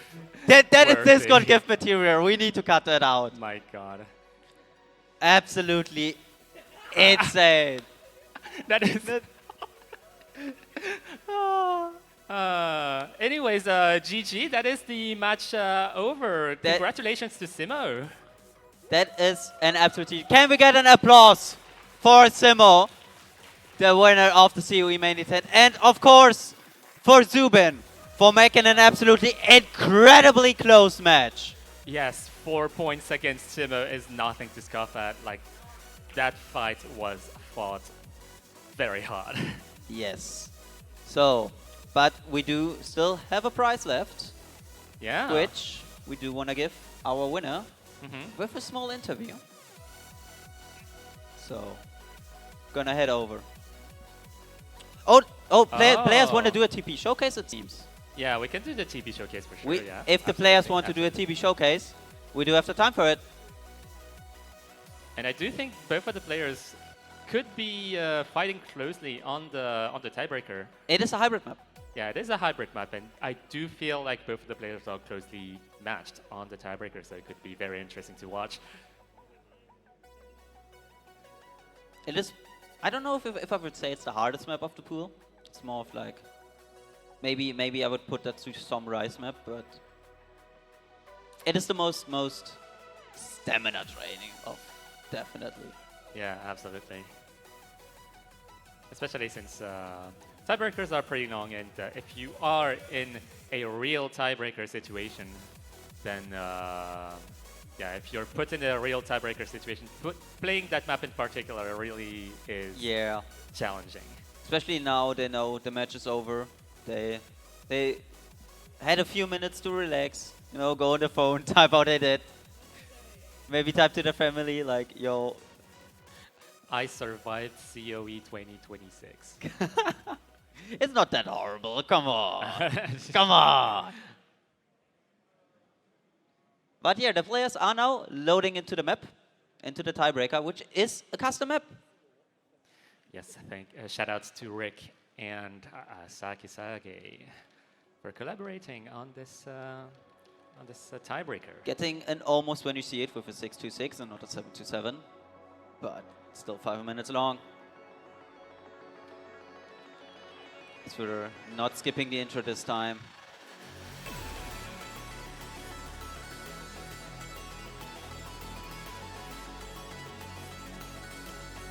Well, what can you say about the tiebreaker? As the map. Honestly, like it's I feel like it's very well mapped. It's like it features a little bit of everything. So I do feel like it's very bursty, it's very physical, it's very technical. It's also I do feel like any of the players could trip up on anything. Right now, that's not very much the case. It's now it's the case. It's the case, but it's a long map. Yeah, so we do see the strengths of Simo here, who is very much accuracy-minded, and Zubin is much more consistency-minded. Like, I mean, we can even see Zubin having a bit of an accuracy, right? It's like he's at 1.2k combo, but we're only at 170,000 combo score. So one miss is like nothing in Simo building up his accuracy to hitting the LN throw, but missing up on the triple shield. Yeah, we can just see how consistent Zubin has been on this match in particular. Like those 4 points have been earned. Definitely, like, definitely really well earned. Now imagine if Simo would have dropped that miss on Rise 2, 400 combo earlier. Yeah, and like keep in mind that the beginning of the match, it all started with 4-0 towards Simo. And Zubin just caught that up. Yeah, it is a very, very close match. Just, you know, there are always some inconsistencies. You can never play exactly how you did in practice or copy your scores.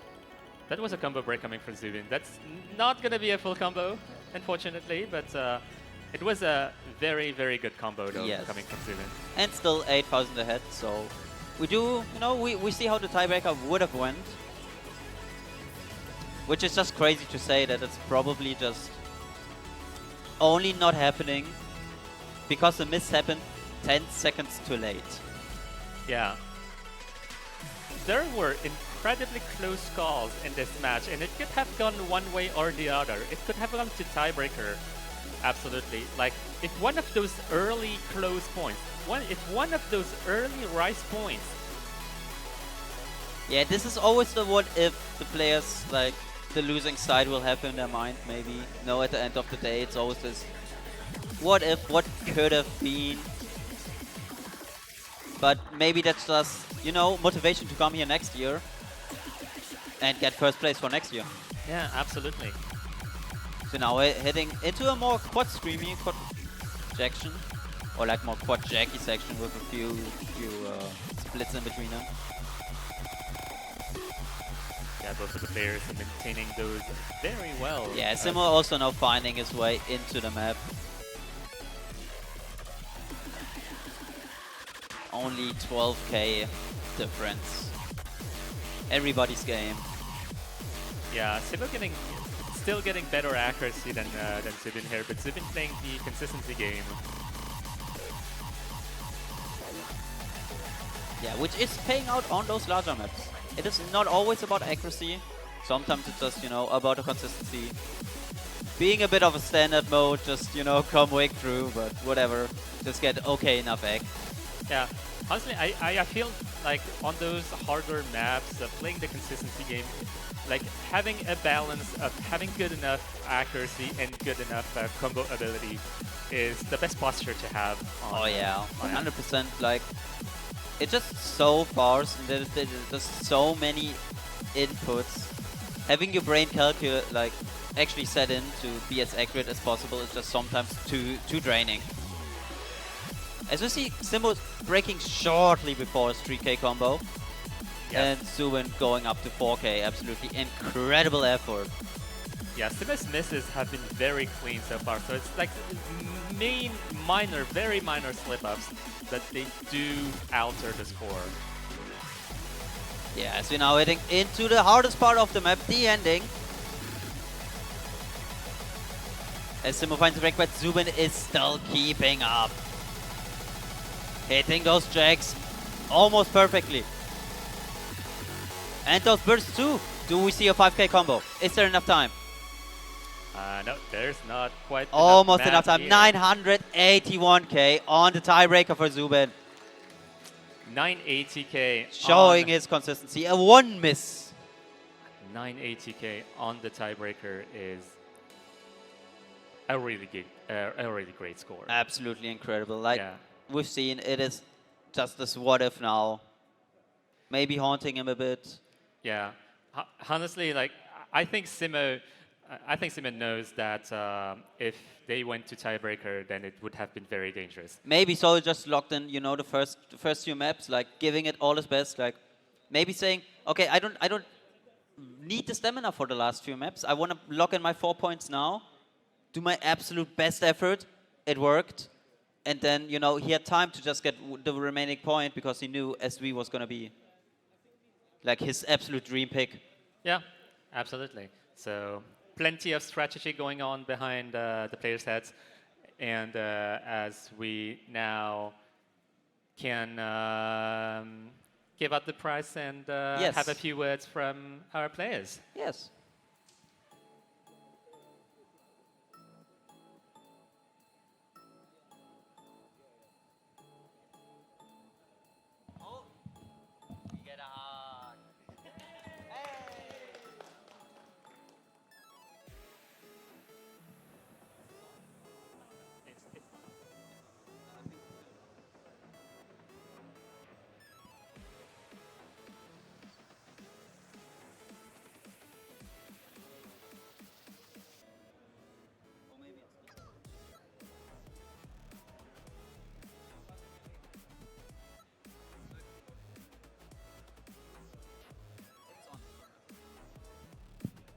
Okay, so we do have this mic on. So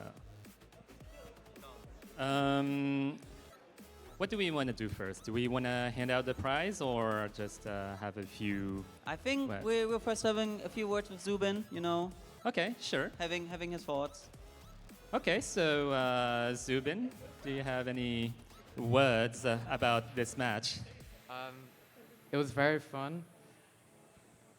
I hate the SV.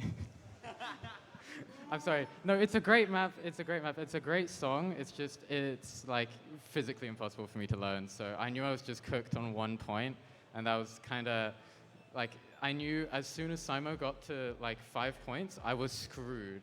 So I was really sad on the last pick when he won, because I was like, oh no, now I have to play another map, and then I know I'm gonna lose anyway.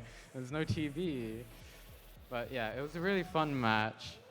I'm kind of sad that I threw the first point, but it is what it is. 20 nerves, stage nerves, you know how it is. Simo also missed, so that's, you know, fair. But yeah, great match. Yeah, absolutely. Very well played.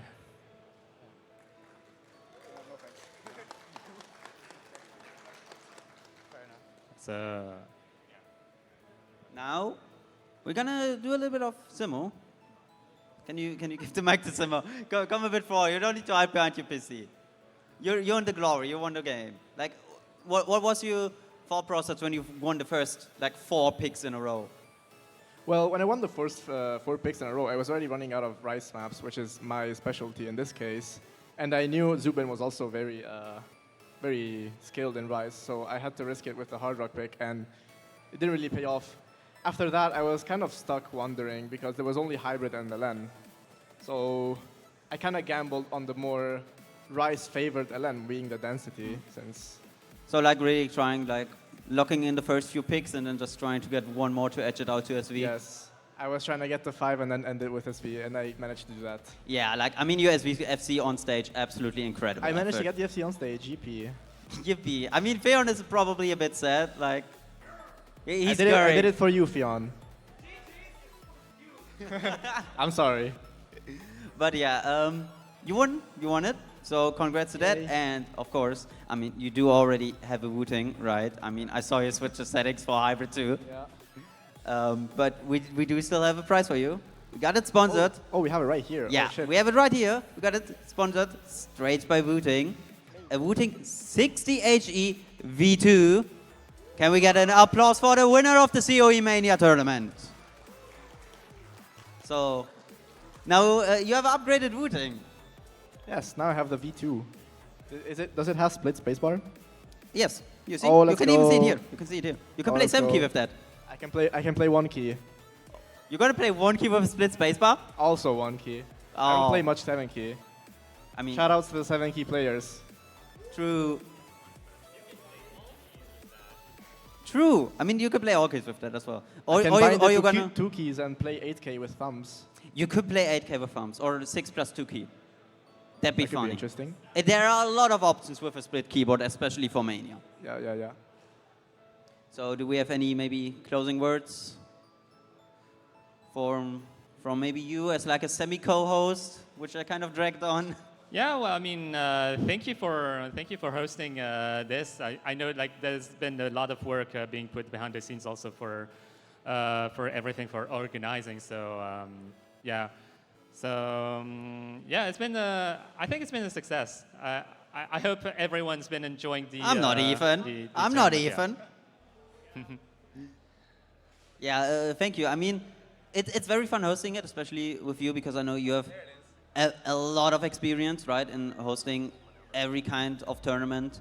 And I knew there was some thinking with like Danny and a few older staffs of maybe even hosting one in like back in 2023, but it like never panned out. And so I just thought, you know, we ball, do one. Monday was a bit horrible, to be honest, because we were the first one to set up second stage, and that was a bit of an effort, but afterwards everything was set up and it ran really smoothly. Also, very, very big shoutouts to all the custom mappers. Absolutely incredible maps, especially that SV map. It will be a lore now. It will be in the iceberg now, the SV map. And of course, absolutely giant thanks to all the COE organizers and the staff helping behind the scenes, even giving us the opportunity to successfully host it like we did now. And I hope we can see each other next year as well. Yeah, absolutely. It has been the first official Mania tournament here, and we hope it's not the last. Yes. So thank you all for watching, and see you hopefully next year. See you next time.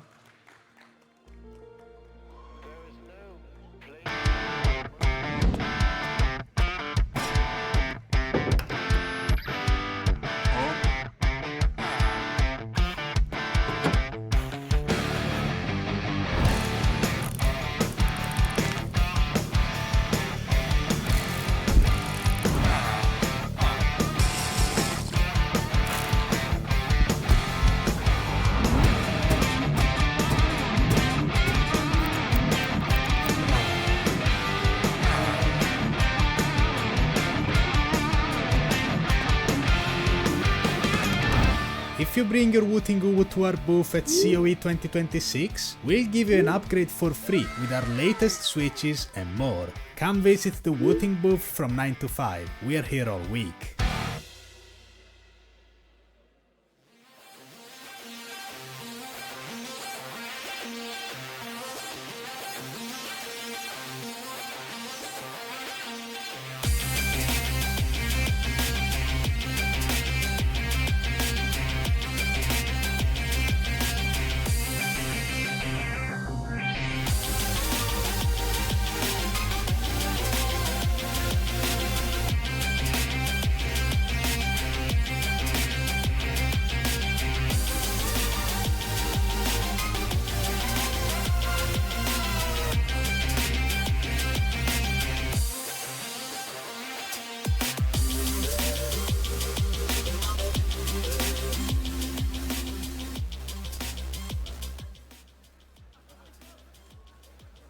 Ladies and gentlemen, it is time for one of the highlights of this year's COE.